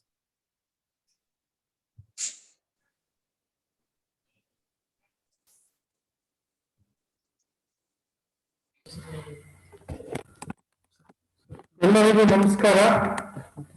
ಇಂದು ನಾವು ಕರ್ನಾಟಕ ಜಾನಪದ ವಿಶ್ವವಿದ್ಯಾನಿಲಯ ಹಾಗೂ ರಾಯಚೂರು ಕೃಷಿ ವಿಶ್ವವಿದ್ಯಾನಿಲಯ ಮತ್ತು ರಾಜ್ಯ NSS ಕೋರ್ಸದ ವತಿಯಿಂದ ಸಂವಿಧಾನ ಓದು ಕಾರ್ಯಕ್ರಮವನ್ನ ಆನ್ಲೈನ್ ಮೂಲಕ ಏರ್ಪಡಿಸಿದ್ದೇವೆ. ಈ ಒಂದು ಆನ್ಲೈನ್ ಕಾರ್ಯಕ್ರಮದಲ್ಲಿ ನಮ್ಮ ಕರ್ನಾಟಕದ ಮತ್ತು ಉಚ್ಚ ನ್ಯಾಯಾಲಯದ ನ್ಯಾಯವಾದಿಗಳಾದಂತಹ ಶ್ರೀ ನಾಗಮೋಹನ್ ದಾಸ್ ಸರ್ ಅವರು ಉಪಸ್ಥಿತರಿದ್ದು ತಮ್ಮ ಒಂದು ಅನುಭವದ ಹಿನ್ನೆಲೆಯಲ್ಲಿ ಸಾಮಾಜಿಕ ನ್ಯಾಯದ ಬಗ್ಗೆ, ಮೀಸಲಾತಿ ಯಾರಿಗೆ ಅದು ಲಭಿಸಬೇಕು ಅನ್ನೋದ್ರ ಬಗ್ಗೆ ಎಳೆಯಾಗಿ ಬಿಡಿಸಿ ನಮ್ಮ ಮುಂದೆ ಪ್ರಸ್ತಾಪವನ್ನು ಮಾಡಿದ್ದಾರೆ.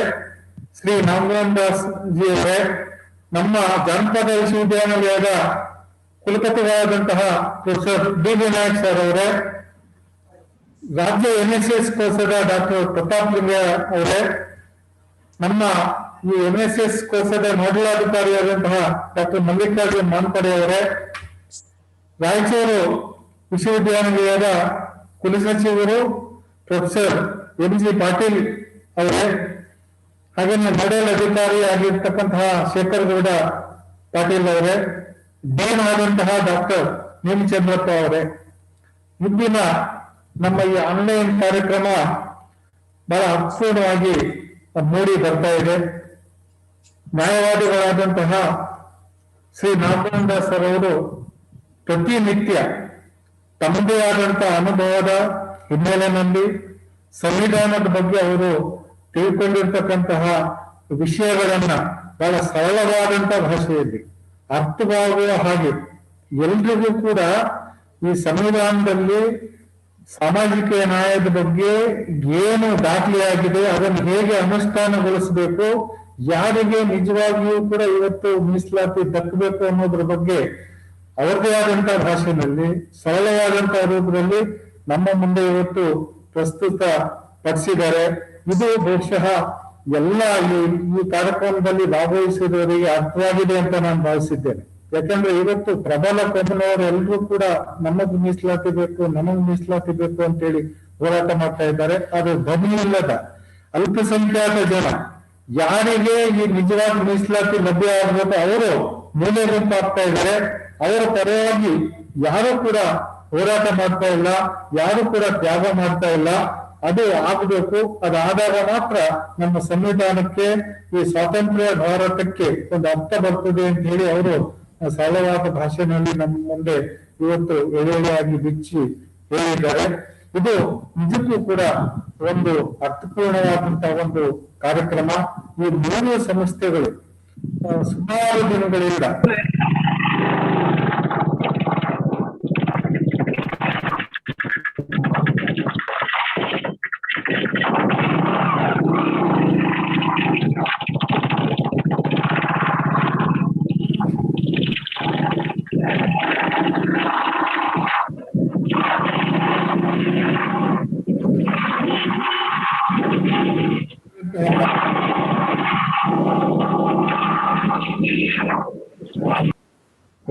ಪ್ರಯೋಜನ ಆಗ್ತದೆ.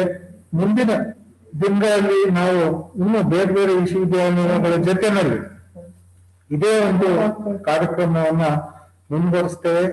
ನಮ್ಮ ನ್ಯಾಯವಾದಿಗಳು ತಮ್ಮ ಅನುಭವವನ್ನ ಮತ್ತಷ್ಟು ವಿಸ್ತರಿಸಿ ಇದರ ಪ್ರಯೋಜನ ಎಲ್ಲರಿಗೂ ಕೂಡ ಮಾಡಿಕೊಡ್ಬೇಕು ಅಂತ ಹೇಳಿ ನಾನು ಅವರಲ್ಲಿ ಮನವಿ ಮಾಡ್ತಾ ಈ ಅವಕಾಶವನ್ನ ಕೊಟ್ಟಂತಹ ಎಲ್ಲರಿಗೂ ಕೂಡ ನಾನು ವಂದಿಸ್ತಾ ನನ್ನ ಈ ಮಾತನ್ನು ಮುಗಿಸ್ತಾ ಇದ್ದೇನೆ. ಜೈ ಹಿಂದ್, ಜೈ ಕರ್ನಾಟಕ. ಸರ್ ನಮಸ್ಕಾರಗಳು ಸರ್. ಅತ್ಯಂತ ಕಡಿಮೆ ಅವಧಿಯಲ್ಲಿ ತುಂಬಾ ಮಹತ್ವಪೂರ್ಣವಾದಂತಹ ಕೆಲವು ವಿಷಯಗಳನ್ನ ತಾವು ಮಂಡಿಸಿದ್ರಿ. ತಮಗೆ ಕರ್ನಾಟಕ ಜಾನಪದ ವಿಶ್ವವಿದ್ಯಾಲಯ, ರಾಜ್ಯ NSS ಕೋಶ, ಕೃಷಿ ವಿಜ್ಞಾನಗಳ ವಿಶ್ವವಿದ್ಯಾಲಯದ ಪರವಾಗಿ ಮತ್ತು ವೈಯಕ್ತಿಕವಾಗಿ ನಾನು ತಮಗೆ ಅಭಿನಂದನೆಗಳನ್ನ ಸಲ್ಲಿಸ್ತೇನೆ ಸರ್. ನಮಸ್ಕಾರ ಸರ್.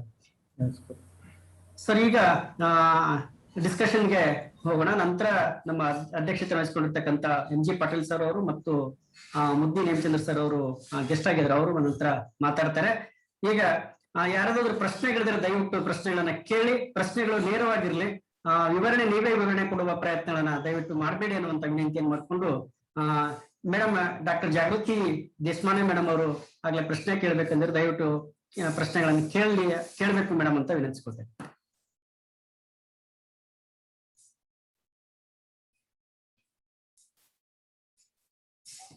ಮೇಡಮ್ ಅಲ್ಲೇ ಅನ್ಮ್ಯೂಟ್ ಮಾಡ್ಕೊಳ್ಳಿ ಮೇಡಮ್. ಅನ್ಮ್ಯೂಟ್ ಮಾಡ್ಕೊಳ್ಳಿಕ್ಕೆ ಅವಕಾಶ ಇದೆ.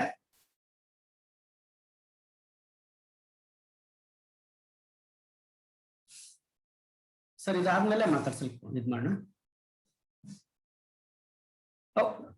Okay okay sir. Okay sir. ಸೋಮವಾರ ದಯವಿಟ್ಟು ಎಲ್ರಿಗೂ ಅನ್ಮ್ಯೂಟ್ ಮಾಡಿಬಿಡಿ. ಆಗ್ಲೇ ಅನ್ಮ್ಯೂಟ್ ಮಾಡಿದ್ರಿ ಸೋಮವಾರ.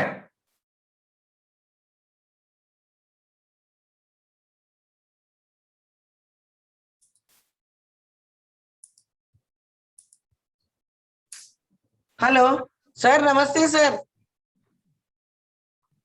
ಸರ್, ನಾನು ಡಾಕ್ಟರ್ ಜಾಗೃತಿ ದೇಶಮಾನ್ಯ ಅಂತ ಸರ್, ಅಡ್ಮಿನಿಸ್ಟ್ರೇಟಿವ್ ಆಫೀಸರ್ ಇದ್ದೀನಿ ಸರ್ ಅಗ್ರಿಕಲ್ಚರ್ ವಿಶ್ವವಿದ್ಯಾಲಯದಲ್ಲಿ.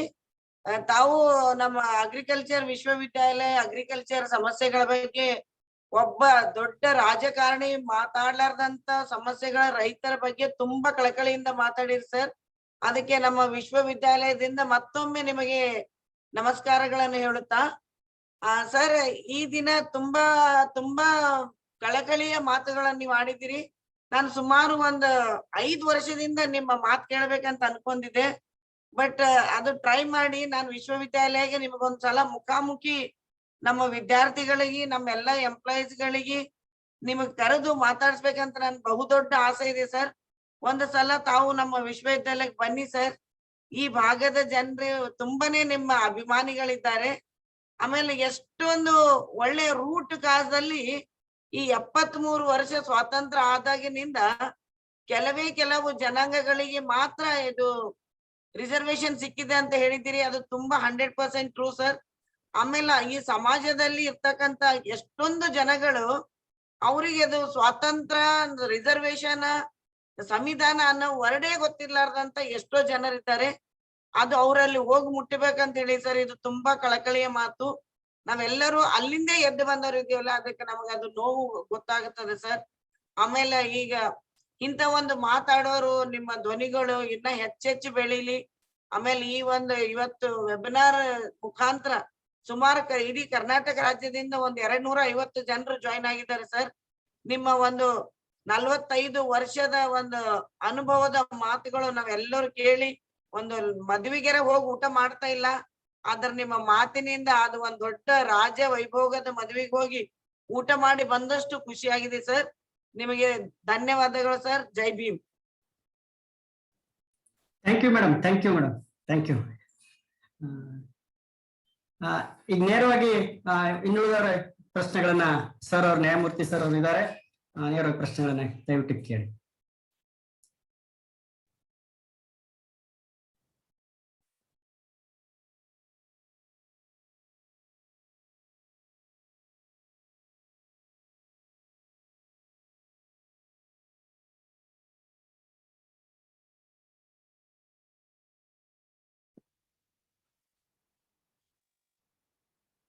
ಮಾನ್ಪಡೆಯವರೇ, ಪ್ರಶ್ನೆಗಳಿಲ್ಲ, ಯಾರ್ದು ಪ್ರಶ್ನೆಗಳಿಲ್ಲ? ಇಲ್ಲಾಂದ್ರೆ ಮುಂದಿನ ಕಾರ್ಯಕ್ರಮಕ್ಕೆ ಹೋಗಿ. ಓಕೆ, ಇವತ್ತಿನ ಕಾರ್ಯಕ್ರಮದ ಮುಖ್ಯ ಅತಿಥಿಗಳಾಗಿರ್ತಕ್ಕಂಥ ಡೀನ್ರು ವಿದ್ಯಾರ್ಥಿ ಕಲ್ಯಾಣ ಇವರು ಡಾಕ್ಟರ್ ಹೇಮಚಂದ್ರ ಸರ್ ಅವರು ಈ ಕಾರ್ಯಕ್ರಮ ಉದ್ದೇಶಿಸಿ ಒಂದು 5 ನಿಮಿಷಗಳ ಕಾಲ ಮಾತಾಡ್ಬೇಕಂತೇಳಿ ನಾನು ಮಾನ್ಯರಲ್ಲಿ ವಿನಂತಿಯನ್ನು ಮಾಡ್ಕೊಳ್ತೇನೆ.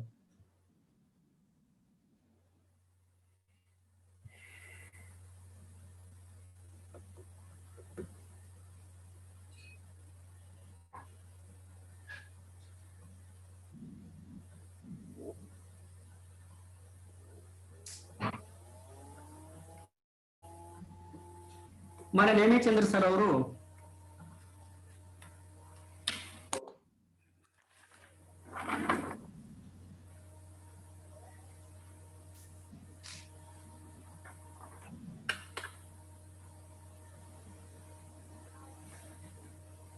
ಚಂದ್ರಪ್ಪ ಏನೋರಲ್ಲ ಬಂದ್ರಿ, ಈಗ ಅನ್ಮುಟ್ ಆಯ್ತು. ಎಲ್ಲರಿಗೂ ನಮಸ್ಕಾರ. ಎಲ್ರಿಗೂ ಅನ್ಮ್ಯೂಟ್ ಮಾಡಿಬಿಡಿ. ಹೌದಾ, ಅನ್ಮ್ಯೂಟ್ ಆಗ್ತಾ ಇಲ್ಲ ಅಂತ. ಇದು ಒಂದು ಕಾರ್ಯಕ್ರಮ ನಾನು ನೋಡ್ತಾ ಇದ್ದೀನಿ. ಹಿಂದೆಲ್ಲ ಸಂವಿಧಾನ ಓದು ಅಂದ್ರೆ ಅದು ಏನೊಂದು 5 ನಿಮಿಷದ ಕಾರ್ಯಕ್ರಮ ಇತ್ತು. ಸಂವಿಧಾನ ಓದು ಕಾರ್ಯಕ್ರಮ ಅಂದ್ರೆ ನಾವೊಂದು ಆ ಸಂವಿಧಾನದಲ್ಲಿ ಫಸ್ಟ್ ಪೇಜ್ ಓದಿಸಿ ಒಂದು 10 ನಿಮಿಷದಾಗ ಮುಗಿಸ್ತಿದ್ವಿ. ಇವತ್ತೊಂದು ವಿಶೇಷ ಕಾರ್ಯಕ್ರಮ.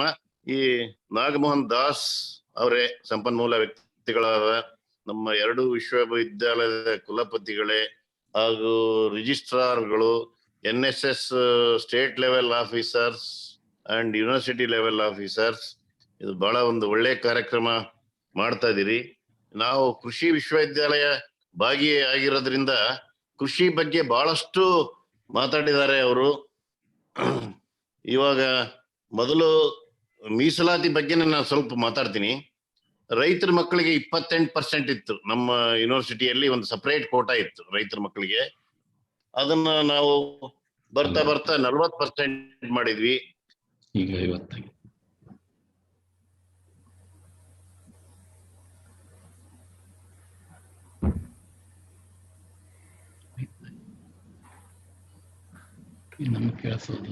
ಈ ವರ್ಷದಿಂದ ಮೊನ್ನೆ ರೀಸೆಂಟ್ ಆಗಿ ಅದನ್ನ ಅದೇ ರೀತಿಯಾಗಿ ಹಿಂದೆ ಮಲ್ಲಿಕಾರ್ಜುನ್ ಖರ್ಗೆ ಅವರು ಅವರೊಂದು ಹೋರಾಟ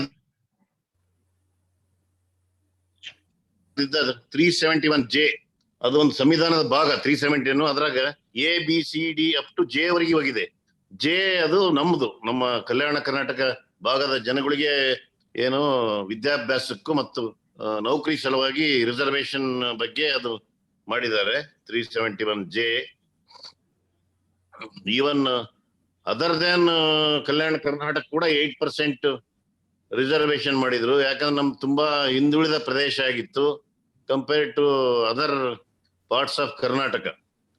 ಅದಕ್ಕೊಂದು ಖರ್ಗೆ ಸಾಹೇಬ್ರಿದ್ದಾಗ ಒಂದು ನ್ಯಾಯ ಒದಗಿಸಿಕೊಟ್ರು. ನಮ್ಮ ಜಾಗೃತಿ ಮೇಡಮ್ ಅವರು 2-3 ಸಾರಿ ಹೋಗಿ ಬಂದೀವಿ ಅಂತಾರ. ಅದ್ರ ಸಲುವಾಗಿನ ಹೋಗಿರ್ಬೋದು ಬಿಡ್ರಿ, ನನಗೇನ್ ಗೊತ್ತಿಲ್ಲ, ಹೇಳ್ತಿರ್ತಾರ ಅವರು. ಅವರು ಸ್ವಲ್ಪ ಪ್ರಯತ್ನ ಮಾಡ್ಯಾರ ಅದಕ್ಕೆ. ಆಮೇಲೆ ಈಗ ಅವರು ಟೊಮೆಟೊ ಬಗ್ಗೆ, ವ್ಯಾಲ್ಯೂ ಆಡೆಡ್ ಪ್ರಾಡಕ್ಟ್ ಬಗ್ಗೆ ಹೇಳಿದ್ರು. ಆ ಒಂದು ನಿಟ್ಟಿನಲ್ಲಿ ನಮ್ಮ ವಿಶ್ವವಿದ್ಯಾಲಯದಲ್ಲಿ ಒಂದು ಫುಡ್ ಪ್ರೊಸೆಸಿಂಗ್ ಡಿಪಾರ್ಟ್ಮೆಂಟ್ ಅಂತ ಇದೆ. ಅವ್ರು ಎಲ್ಲಾ ಪ್ರಾಡಕ್ಟ್ ವ್ಯಾಲ್ಯೂ ಆಡೆಡ್ ಪ್ರಾಡಕ್ಟ್ ಮಾಡ್ತಿದಾರೆ. Mango to mango, jam, jelly, even ಅದು ಒಂದು ಈ ಅಂಜೂರದ ಹಣ್ಣು ಅಂತೀವಲ್ಲ, ಫಿಗ್, ಅಂಜೂರದ ಹಣ್ಣು ಬಹಳ ಸೆನ್ಸಿಟಿವ್ ಅದು ಹ್ಯಾಂಡಲ್ ಮಾಡೋದು. ಅದನ್ನ ಕೂಡ ನಾವೊಂದು ರೋಲ್ ಮಾಡಿ ಅಥವಾ ಅದ್ರದ್ದೊಂದು ಜಾಮ್ ಮಾಡೋದು, ಪಪ್ಪಾಯಿ ಜಾಮ್ ಮಾಡೋದು, ಮಾವಿನ ಹಣ್ಣಿಂದ ಒಂದು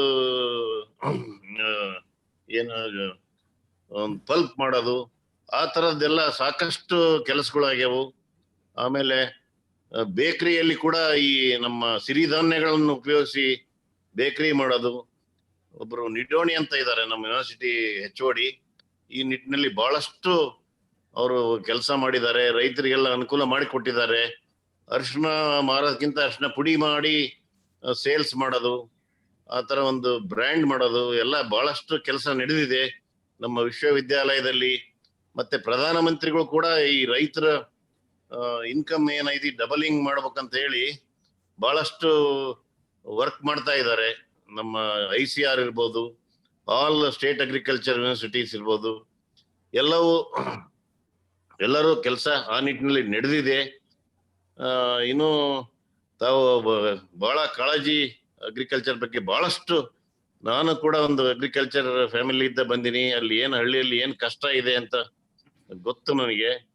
ನಾವು ಎಲ್ಲ ನಮ್ಮ ಕುಲಪತಿಗಳು ಎಲ್ಲಾರು ಹೋದ್ ಲಾಕ್ಡೌನ್ ಪೀರಿಯಡ್ ನಲ್ಲಿ ರೈತರಿಗೆಲ್ಲ ಏನು ಕೆಟ್ಟ ಹೋಗಂತವು ಹಣ್ಣುಗಳು ತರಕಾರಿಗಳು ಮಾರಕ್ಕೆಲ್ಲ ನಾವು ಫ್ರೀಯಾಗಿ ವೆಹಿಕಲ್ ಕೊಟ್ಟು, ಆಮೇಲೆ ಪೊಲೀಸ್ ಸಿಬ್ಬಂದಿ ಅವ್ರಿಗೆಲ್ಲ ರಾಯಚೂರು ತುಂಬಾ ಹಣ್ಣು ಅವ್ರೇನ್ ಕೆಲಸ ಮಾಡ್ತಾ ಇರ್ತಾರಲ್ಲ ಅವ್ರಿಗೆಲ್ಲ ಹೆಲ್ಪ್ ಮಾಡೀವಿ. ಈ ಸಂವಿಧಾನ ಓದೋ ಕಾರ್ಯಕ್ರಮದಲ್ಲಿ ನನಗೆ ಅದು ಇರ್ತತಿ ಅನ್ಕೊಂಡಿನಿ. ಅದು ಸಂವಿಧಾನ ಓದೋದು ಅದು ಏನ್ ನನಗ್ ಗೊತ್ತಿಲ್ಲ, ಅವ್ರ ಆರ್ಗನೈಸರ್ ಮಾಡಬೇಕು. ಇಷ್ಟು ಹೇಳಿ ನಾನು 2 ಮಾತು ಮುಗಿಸ್ತೀನಿ. Sir thank you sir. Nemichandra sir ಅವ್ರಿಗೆ ಅವರು ತಮ್ಮ ಅನುಭವದ ಮೂಲಕ ಒಂದಿಷ್ಟು ಮಾತುಗಳನ್ನ ನಮಗೆ ಹೇಳಿದ್ದಾರೆ. ಅವ್ರಿಗೆ 3 ಸಂಸ್ಥೆಗಳ ಪರವಾಗಿ ನಾನು ಪೂರಕವಾದಂತಹ ಧನ್ಯವಾದಗಳನ್ನ ಸಲ್ಲಿಸ್ತೇನೆ ಸರ್. ಈಗ ಯಾರಿಗೂ ಪ್ರಶ್ನೆಗಳಿಲ್ಲ ಅಂತಂದ್ರೆ ಮಾನ್ಯ ಅಧ್ಯಕ್ಷರು, ಈ ಕಾರ್ಯಕ್ರಮದ ಅಧ್ಯಕ್ಷತೆ ವಹಿಸಿಕೊಂಡಿರ್ತಕ್ಕಂಥ MG ಪಾಟೀಲ್ ಸರ್ ಅವರು, ಕುಲಸಚಿವರು, ಶಿಕ್ಷಣ ನಿರ್ದೇಶಕರು, ಕೃಷಿ ವಿಜ್ಞಾನಗಳ ವಿಶ್ವವಿದ್ಯಾಲಯ ರಾಯಚೂರು ಅವರು ಮಾತಾಡ್ತಾರೆ. ಮತ್ತೆ ಅವ್ರು ಮಾತಾಡಿದ ನಂತರ ಯಾವುದೇ ಡಿಸ್ಕಷನ್ಗೆ ಅವಕಾಶ ಇರೋದಿಲ್ಲ. ಹಾಗಾಗಿ ಏನಾದ್ರು ಪ್ರಶ್ನೆಗಳಿದ್ರೆ ಚುಟುಕಾಗಿ ಕೇಳಲಿಕ್ಕೆ ಅವಕಾಶವನ್ನ ಕೊಡಲಾಗ್ತಿದೆ. ಇದ್ರೆ 1 ನಿಮಿಷದಲ್ಲಿ ತಾವು ಯಾರಾದ್ರೂ ಇದ್ರೆ ಹ್ಯಾಂಡ್ ರೈಸ್ ಮಾಡಬೇಕು, ಇಲ್ಲದಿದ್ರೆ ಮೊನ್ನೆ ಇವತ್ತಿನ ಕಾರ್ಯಕ್ರಮದ ಅಧ್ಯಕ್ಷರಿಗೆ ಅಧ್ಯಕ್ಷೀಯ ನುಡಿಗಳನ್ನ ಆಡ್ಲಿಕ್ಕೆ ನಾವು ಆಹ್ವಾನವನ್ನ ಮಾಡ್ತೀವಿ. ಓಕೆ, ಇವತ್ತಿನ ಕಾರ್ಯಕ್ರಮದ ಅಧ್ಯಕ್ಷತೆ ವಹಿಸಿಕೊಂಡಿರ್ತಕ್ಕಂಥ ಕೃಷಿ ವಿಜ್ಞಾನಗಳ ವಿಶ್ವವಿದ್ಯಾಲಯ ರಾಯಚೂರು ವಿಶ್ವವಿದ್ಯಾಲಯದ ಶಿಕ್ಷಣ ನಿರ್ದೇಶಕರು, ಮನೆ ಕುಲಸಚಿವರು ಆಗಿರ್ತಕ್ಕಂಥ MG ಪಾಟೀಲ್ ಸರ್ ಅವರು ಈ ಕಾರ್ಯಕ್ರಮದ ಅಧ್ಯಕ್ಷತೆ ವಹಿಸ್ಕೊಳ್ಬೇಕಂತ ಕೇಳ್ಕೊಂಡಾಗ ಅವರ ಅತ್ಯಂತ ಖುಷಿಯಿಂದ ಈ ಕಾರ್ಯಕ್ರಮದ ಅಧ್ಯಕ್ಷತೆಯನ್ನು ವಹಿಸ್ಕೊಂಡಿದ್ದಾರೆ, ಕಾರ್ಯಕ್ರಮ ನಡೆಸಿಕೊಟ್ಟಿದ್ದಾರೆ. ಮೊನ್ನೆ MG ಪಾಟೀಲ್ ಸರ್ ಅವರು ಈ ಕಾರ್ಯಕ್ರಮದ ಅಧ್ಯಕ್ಷೀಯ ನುಡಿಗಳನ್ನ ಆಡ್ಬೇಕಂತೇಳಿ ನಾನು ಮೊನ್ನೆ ಕುಲಸಚಿವರಲ್ಲಿ ವಿನಂತಿಯನ್ನು ಮಾಡ್ಕೊಳ್ತೇನೆ. ಎಲ್ಲರಿಗೂ ನನ್ನ ಅನಂತ ನಮಸ್ಕಾರಗಳು. ಯುವ ಸಬಲೀಕರಣ ಮತ್ತು ಕ್ರೀಡಾ ಇಲಾಖೆ, ರಾಷ್ಟ್ರೀಯ ಸೇವಾ ಯೋಜನೆ ಕೋಶ ಬೆಂಗಳೂರು, ಕರ್ನಾಟಕ ಜಾನಪದ ವಿಶ್ವವಿದ್ಯಾಲಯ ಗೋಟಗೋಡಿ ಹಾಗೂ ಕೃಷಿ ವಿಜ್ಞಾನಗಳ ವಿಶ್ವವಿದ್ಯಾಲಯ ರಾಯಚೂರು, ಈ 3 ಸಂಸ್ಥೆಯ ಸಂಯುಕ್ತ ಆಶ್ರಯದಲ್ಲಿ ಹಮ್ಮಿಕೊಳ್ಳಲಾದಂತಹ ಈ ಒಂದು ಸಂವಿಧಾನ ಓದು ರಾಜ್ಯ ಮಟ್ಟದ ಒಂದು ವೆಬಿನಾರ್ ಕಾರ್ಯಕ್ರಮವನ್ನ ಉದ್ಘಾಟನೆಯನ್ನ ನೆರವೇರಿಸಿರುವಂತಹ ಹಾಗೂ ಹಿತವಚನಗಳನ್ನ ಆಡಿದ ಈ ಕರ್ನಾಟಕ ಜಾನಪದ ವಿಶ್ವವಿದ್ಯಾಲಯದ ಗೌರವಾನ್ವಿತ ಕುಲಪತಿಗಳಾದಂತಹ ಪ್ರೊಫೆಸರ್ DB ನಾಯಕ್ ಸಾಹೇಬ್ರೆ, ಹಾಗೂ ಈ ಒಂದು ಕಾರ್ಯಕ್ರಮದ ಸಂಪನ್ಮೂಲ ವ್ಯಕ್ತಿಗಳಾಗಿ ಬಹಳ ತಮ್ಮ ಅನುಭವದ ಚಿಂತನೆಗಳನ್ನ ಬಹಳ ಅರ್ಥಪೂರ್ಣವಾಗಿ ಈ ಒಂದು ಸಂದರ್ಭದಲ್ಲಿ ಹಂಚಿಕೊಂಡಂತಹ ಕರ್ನಾಟಕ ಉಚ್ಚ ನ್ಯಾಯಾಲಯದ ಗೌರವಾನ್ವಿತ ನಿವೃತ್ತ ನ್ಯಾಯಮೂರ್ತಿಗಳಾದಂತಹ ಸನ್ಮಾನ್ಯ ಶ್ರೀ HN ನಾಗಮೋಹನ್ ದಾಸ್ ಅವರೇ, ಈ ಒಂದು ಕಾರ್ಯಕ್ರಮದಲ್ಲಿ ಉಪಸ್ಥಿತರಿರುವಂತಹ ಕರ್ನಾಟಕ ಜಾನಪದ ವಿಶ್ವವಿದ್ಯಾಲಯದ ಕುಲಸಚಿವರುಗಳಾದಂತಹ ಸನ್ಮಾನ್ಯ ಶ್ರೀ KN ಗಂಗಾನಾಯಕ್ ಅವರೇ, ಹಾಗೂ ವಿದ್ಯಾರ್ಥಿ ಕ್ಷೇಮಾಭಿವೃದ್ಧಿಯ ಡೀನು, ಕೃಷಿ ವಿಜ್ಞಾನಗಳ ವಿಶ್ವವಿದ್ಯಾಲಯದ ಡೀನರು ಆದಂತಹ ಡಾಕ್ಟರ್ ನೇಮಿಚಂದ್ರಪ್ಪ ಅವರೇ, ಹಾಗೂ ಒಂದು ಕಾರ್ಯಕ್ರಮದ ಸಂಯೋಜಕರು ಕೃಷಿ ವಿಜ್ಞಾನಗಳ ವಿಶ್ವವಿದ್ಯಾಲಯ ರಾಯಚೂರಿನ ಡಾಕ್ಟರ್ ಶೇಖರಗೌಡ ಪಾಟೀಲ್ ಅವರೇ, ಈ ಒಂದು ಕಾರ್ಯಕ್ರಮದ ರೂಹಾರಿಗಳು ಆಗಿರುವಂತಹ ಸಂವಿಧಾನ ಓದು ಅಭಿಯಾನ ಕರ್ನಾಟಕ ಜಾನಪದ ವಿಶ್ವವಿದ್ಯಾಲಯ ರಾಜ್ಯ ನೋಡಲ್ ಅಧಿಕಾರಿಗಳಾದಂತಹ ಡಾಕ್ಟರ್ ಮಲ್ಲಿಕಾರ್ಜುನ್ B ಮಾನ್ಪಾಡೆ ಅವರೇ, ಹಾಗೂ ಈ ಒಂದು ಕಾರ್ಯಕ್ರಮದಲ್ಲಿ ಈ ಆನ್ಲೈನ್ ಮುಖಾಂತರ ಈ ಒಂದು ವೆಬಿನಾರ್ ಅಲ್ಲಿ ಭಾಗಿಯಾದ ಸರ್ವರಿಗೂ ನನ್ನ ಸಪ್ರೇಮ ವಂದನೆಗಳನ್ನ ಸಲ್ಲಿಸುತ್ತಾ ಈ ಒಂದು ಕಾರ್ಯಕ್ರಮ ಬಹಳ ಅರ್ಥಪೂರ್ಣವಾಗಿ ಇವತ್ತು ನಡೆದಿದೆ ಅಂತ ಹೇಳಿ ನಾನು ಈ ಸಂದರ್ಭದಲ್ಲಿ ಹೇಳಬಯಸುತ್ತೇನೆ. ಈ ಒಂದು ಕಾರ್ಯಕ್ರಮವನ್ನ ಉದ್ಘಾಟನೆಯನ್ನ ನೆರವೇರಿಸಿರುವಂತಹ ಗೌರವಾನ್ವಿತ ಕುಲಪತಿಗಳು ಆದಂತಹ ನಮ್ಮ ನಾಯಕ್ ಸಾಹೇಬ್ರು ತಮ್ಮ ಅನುಭವದ ಮಾತುಗಳನ್ನ ಒಂದು ಉದ್ಘಾಟನೆ ಮುಖಾಂತರ ಹೇಳಿಕೊಂಡ್ರು. ತಮ್ಮ ಭಾರತ ದೇಶ ಬಹುಸಂಖ್ಯಾತ ಜನತೆ ಉಳ್ಳಂತಹ ದೇಶ ಇದು ಆಗಿದೆ. ಇಲ್ಲಿ ನಾವು ಭಾವೈಕ್ಯನೂ ಕೂಡ ನಾವು ಕಾಣ್ತಾ ಇದ್ದೇವೆ. ವೈವಿಧ್ಯತೆಯಲ್ಲಿಯೂ ಕೂಡ ನಾವು ಐಕ್ಯತೆಯನ್ನ ಕಾಣುವಂತಹ ಒಂದು ದೇಶ ಇದು ಆಗಿದೆ. ಇಂಥ ಒಂದು ದೇಶದ ಘನತೆಗಾಗಿ ನಾವು ಸಂವಿಧಾನವನ್ನ ಪಡೆಯಬೇಕಾದರೆ ಡಾಕ್ಟರ್ ಬಾಬಾ ಸಾಹೇಬ್ ಅಂಬೇಡ್ಕರ್ ಒಂದು ಬಹಳ ಅರ್ಥಪೂರ್ಣವಾಗಿ ಇಂಥ ಒಂದು ಪ್ರಜಾಪ್ರಭುತ್ವ ದೇಶಕ್ಕೆ ಒಂದು ಸಂವಿಧಾನವನ್ನ ಕೊಟ್ಟಿದ್ದು ಬಹಳ ಅರ್ಥಪೂರ್ಣ ಅನ್ನುವಂತಹ ತಮ್ಮ ಉದ್ಘಾಟನಾ ಭಾಷಣವನ್ನ ಮಾಡಿದಂಥ ನಮ್ಮ ಕುಲಪತಿಗಳು, ತದನಂತರ ಸಂಪನ್ಮೂಲ ವ್ಯಕ್ತಿಗಳು ಕೂಡ ತಾವು ಬಹಳಷ್ಟು ಅರ್ಥಪೂರ್ಣವಾಗಿ ಈ ಒಂದು ಏನು ಸಂವಿಧಾನದಲ್ಲಿ ಸಾಮಾಜಿಕ ನ್ಯಾಯ ಅನ್ನೋದರ ಬಗ್ಗೆ ಬಹಳ ಕಳಕಳಿಯ ಮಾತುಗಳನ್ನ ಆಡಿದ್ರು. ಈಗಾಗಲೇ ಅದರ ಬಗ್ಗೆ ನಮ್ಮ ಅಡ್ಮಿನಿಸ್ಟ್ರೇಟಿವ್ ಆಫೀಸರ್ ಆದಂತಹ ಜಾಗೃತಿ ದೇಶಮಾನೆ ಅವರು ಕೂಡ ಹೇಳಿದ್ರು. ಇವತ್ತು ನಮ್ಮ ಮೀಸಲಾತಿ ಬಗ್ಗೆ ಹೋರಾಟ ನಡೀತಾನೆ ಇದೆ. ಇನ್ನು ಕೊನೆಯ ಘಟ್ಟದವರೆಗೂ ಕೂಡ ಒಂದು ಏನು ತೀರಾ ಹಿಂದುಳಿದ ಜನಾಂಗ ಇದೆ ಅಲ್ಲಿವರೆಗೂ ನಮ್ಗೆ ಇನ್ನು ಮೀಸಲಾತಿ ದೊರಕಿಲ್ಲ ಅನ್ನುವಂಥ ಮಾತನ್ನ ನಮ್ಮ ನ್ಯಾಯಮೂರ್ತಿ ಹೇಳಿದ್ರು. ಬಹಳಷ್ಟು ಒಳ ಮೀಸಲಾತಿಗಳ ಬಗ್ಗೆ, ವಿವಿಧ ಜಾತಿಗಳ ಬಗ್ಗೆ ಇವತ್ತು ಮೀಸಲಾತಿಯನ್ನ ಕೇಳ್ತಾ ಇದ್ದಾರೆ. ಅದರಲ್ಲಿ 80% ಜನ ರೈತರಿದ್ದಾರೆ ಅನ್ನುವಂಥ ಮಾತನ್ನ ನ್ಯಾಯಮೂರ್ತಿಗಳು ಹೇಳೋದ್ರ ಮುಖಾಂತರ ಒಂದು ರೈತರ ಸಮಸ್ಯೆಯನ್ನ ನಾವು ಬಗೆಹರಿಸಿದ್ದಾದರೆ, ರೈತರಿಗೆ ನಾವು ಒಳ್ಳೆಯ ಒಂದು ಬೆಲೆಯನ್ನ ಕೊಟ್ಟಿದ್ದಾದರೆ, ರೈತರ ಒಂದು ಆದಾಯವನ್ನ ದ್ವಿಗುಣಗೊಳಿಸುವಂತ ನಿಟ್ಟಿನಲ್ಲಿ ಸರ್ಕಾರವನ್ನ ಪ್ರಯತ್ನವನ್ನ ಮಾಡಿದ್ದಾದರೆ, ಇವತ್ತು ಅಷ್ಟೊಂದು ಮೀಸಲಾತಿ ಬಗ್ಗೆ ಕೂಗು ಈ ಒಂದು ದೇಶದಲ್ಲಿ ಏಳೋದಿಲ್ಲ ಅನ್ನುವಂಥ ಮಾತನ್ನ ಅವರು ಬಹಳಷ್ಟು ಕಳಕಳಿಯಿಂದ ಅವರ ಮಾತುಗಳಲ್ಲಿ ಕೇಳಿ ಬರ್ತಾ ಇತ್ತು. ಅವರು ಕೂಡ ಕೃಷಿ ಪದವಿಯನ್ನ ಮಾಡಬೇಕು ಅನ್ನುವಂಥ ಮಹಾ ಉದ್ದೇಶ ನನ್ನದಾಗಿತ್ತು. ಕಾರಣಾಂತರದಿಂದ ನಾನು ಕೃಷಿ ಪದವಿಗೆ ಬರಲಿಕ್ಕೆ ಆಗಲಿಲ್ಲ. ಆದಾಗ್ಯೂ ಕೂಡ ನಾನು ಕೃಷಿ ಮಹಾವಿದ್ಯಾಲಯಗಳಿಗೆ, ಕೃಷಿ ವಿಶ್ವವಿದ್ಯಾಲಯಗಳಿಗೆ ಹೋಗಿ ನಾನು ಈ ಒಂದು ಕಾರ್ಯಕ್ರಮದ ಬಗ್ಗೆ ಒಂದು ಅರಿವನ್ನ ಮೂಡಿಸ್ತಾ ಇದ್ದೇನೆ, ಸಂವಿಧಾನದ ಬಗ್ಗೆ ಅರಿವನ್ನ ಮೂಡಿಸ್ತಾ ಇದ್ದೇನೆ ಅನ್ನುವಂಥ ಮಾತನ್ನ ಅವರು ಏನು ಹೇಳಿದ್ರು ಅದು ನಿಜವಾಗ್ಲೂ ಬಹಳ ಹೆಮ್ಮೆಯ ವಿಷಯ. ಅದು ಅಲ್ಲದೆ ಅವರು ಕೃಷಿಯ ಬಗ್ಗೆ ಓದೇ ಇದ್ರೂ ಕೂಡ ಒಂದು ಕೃಷಿ ಮನೆತನದಿಂದ ಬಂದವರಾಗಿರೋದರಿಂದ ಕೃಷಿಯ ಬಗ್ಗೆ, ಕೃಷಿಯ ಏನು ಒಂದು ತೊಂದರೆ ಇದೆ ಅನ್ನುವಂಥದ್ದನ್ನ ಬಹಳ ಚೆನ್ನಾಗಿ ಅರ್ಥ ಮಾಡಿಕೊಂಡಿದ್ದಾರೆ ಅನ್ನುವಂಥದ್ದನ್ನ ಅವರ ಭಾಷಣದಲ್ಲಿ, ಅವರ ಮಾತಿನಲ್ಲಿ ಕೇಳಿ ಬರ್ತಾ ಇತ್ತು. ಇವತ್ತು ಕೋಲಾರದಲ್ಲಿ ಟೊಮ್ಯಾಟೊ ಆಗಿರ್ಬೋದು ಅಥವಾ ಇನ್ನು ಮಾವಿನ ಹಣ್ಣಾಗಿರ್ಬೋದು, ಈಗ ಈರುಳ್ಳಿ ಆಗಿರ್ಬೋದು, ಉತ್ತರ ಕರ್ನಾಟಕದಲ್ಲಿ ಆ ಒಂದು ಬೆಳೆಗೆ ಒಂದು ಸರಿಯಾದಂತಹ ವೈಜ್ಞಾನಿಕವಾದಂತಹ ಬೆಲೆಯನ್ನು ಸಿಗದೆ ಇರೋ ಕಾರಣಕ್ಕಾಗಿ ಇವತ್ತು ನಾವು ಟೊಮ್ಯಾಟೊ ರೋಡ್ಗಳಲ್ಲಿ ಚೆಲ್ಲುವಂಥದ್ದನ್ನ ನಾವು ಕಾಣ್ತಾ ಇರುವಂತಹ ಮಾತುಗಳನ್ನ ಅವರು ಆಡಿದ್ರು. ಅದಕ್ಕಾಗಿ ನಾವು ಅಗ್ರಿಕಲ್ಚರ್ ಬೇಸ್ಡ್ ಇಂಡಸ್ಟ್ರಿಗಳನ್ನ ಮೇಲೆ ತರಬೇಕು, ಬಹಳಷ್ಟು ಇಂಡಸ್ಟ್ರಿಗಳನ್ನ ಬರಬೇಕು ಅನ್ನುವಂಥ ಮಾತನ್ನ ಅವರು ಹೇಳಿದ್ರು.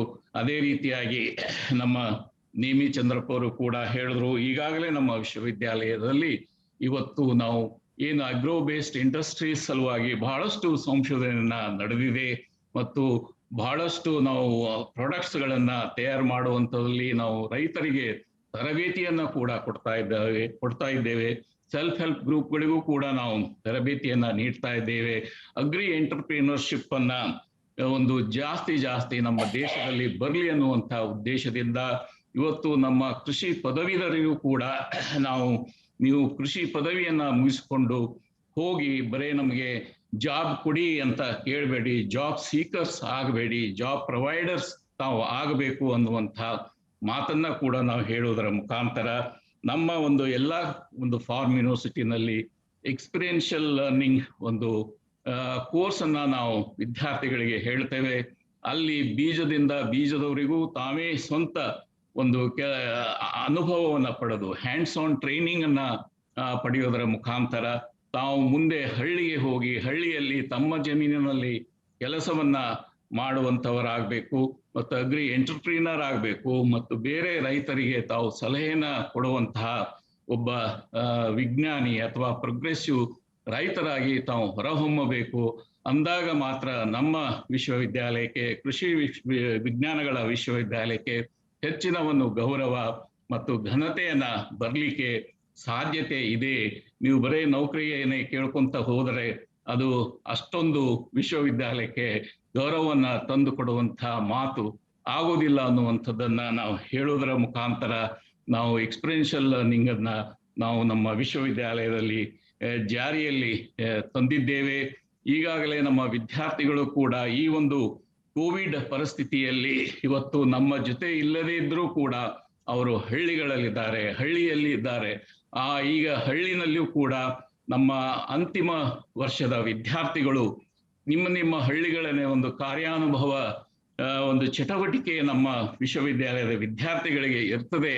ಈ ಒಂದು ಕೋವಿಡ್ ಸಂದರ್ಭದಲ್ಲಿ ನೀವು ನಿಮ್ಮ ಹಳ್ಳಿನಲ್ಲೇನೆ ಇದ್ದು ಈ ಒಂದು ಕಾರ್ಯಾನುಭವ ಶಿಬಿರವನ್ನ ಮಾಡೋದಕ್ಕೋಸ್ಕರವಾಗಿ ನಾವು ಒಂದು ಸಿಸ್ಟಮ್ ಅನ್ನ ಡೆವಲಪ್ ಮಾಡಿ ವಿದ್ಯಾರ್ಥಿಗಳು ತಮ್ಮ ಹಳ್ಳಿಯಲ್ಲೇ ತಮ್ಮ ರೈತರಿಗೆ ಸಲಹೆಯನ್ನು ನೀಡುವುದಾಗಲಿ, ರೈತರಿಂದ ತಾವು ವಿದ್ಯಾರ್ಥಿಗಳನ್ನ ಅನುಭವವನ್ನ ಪಡೆಯೋದಾಗಲಿ, ಮತ್ತೆ ನಮ್ಮ ವಿಜ್ಞಾನಿಗಳಿಂದ ಅವರಿಗೆ ಕೆಲವೊಂದು ಮಾಹಿತಿಯನ್ನ ನೀಡುವಂತ ಕೆಲಸವನ್ನ ಇಂಥ ಒಂದು ಕೋವಿಡ್ ಪರಿಸ್ಥಿತಿಯಲ್ಲೂ ಕೂಡ ರೈತರಿಗೆ ನಾವು ವಿದ್ಯಾರ್ಥಿಗಳು ನಮ್ಮ ವಿಜ್ಞಾನಿಗಳ ಮುಖಾಂತರ ನಾವು ಏನು ಒಂದು ಅಡ್ವೈಸರಿ ಇದನ್ನ ಕೂಡ ನಾವು ಮಾಡ್ತಾ ಇದ್ದೇವೆ.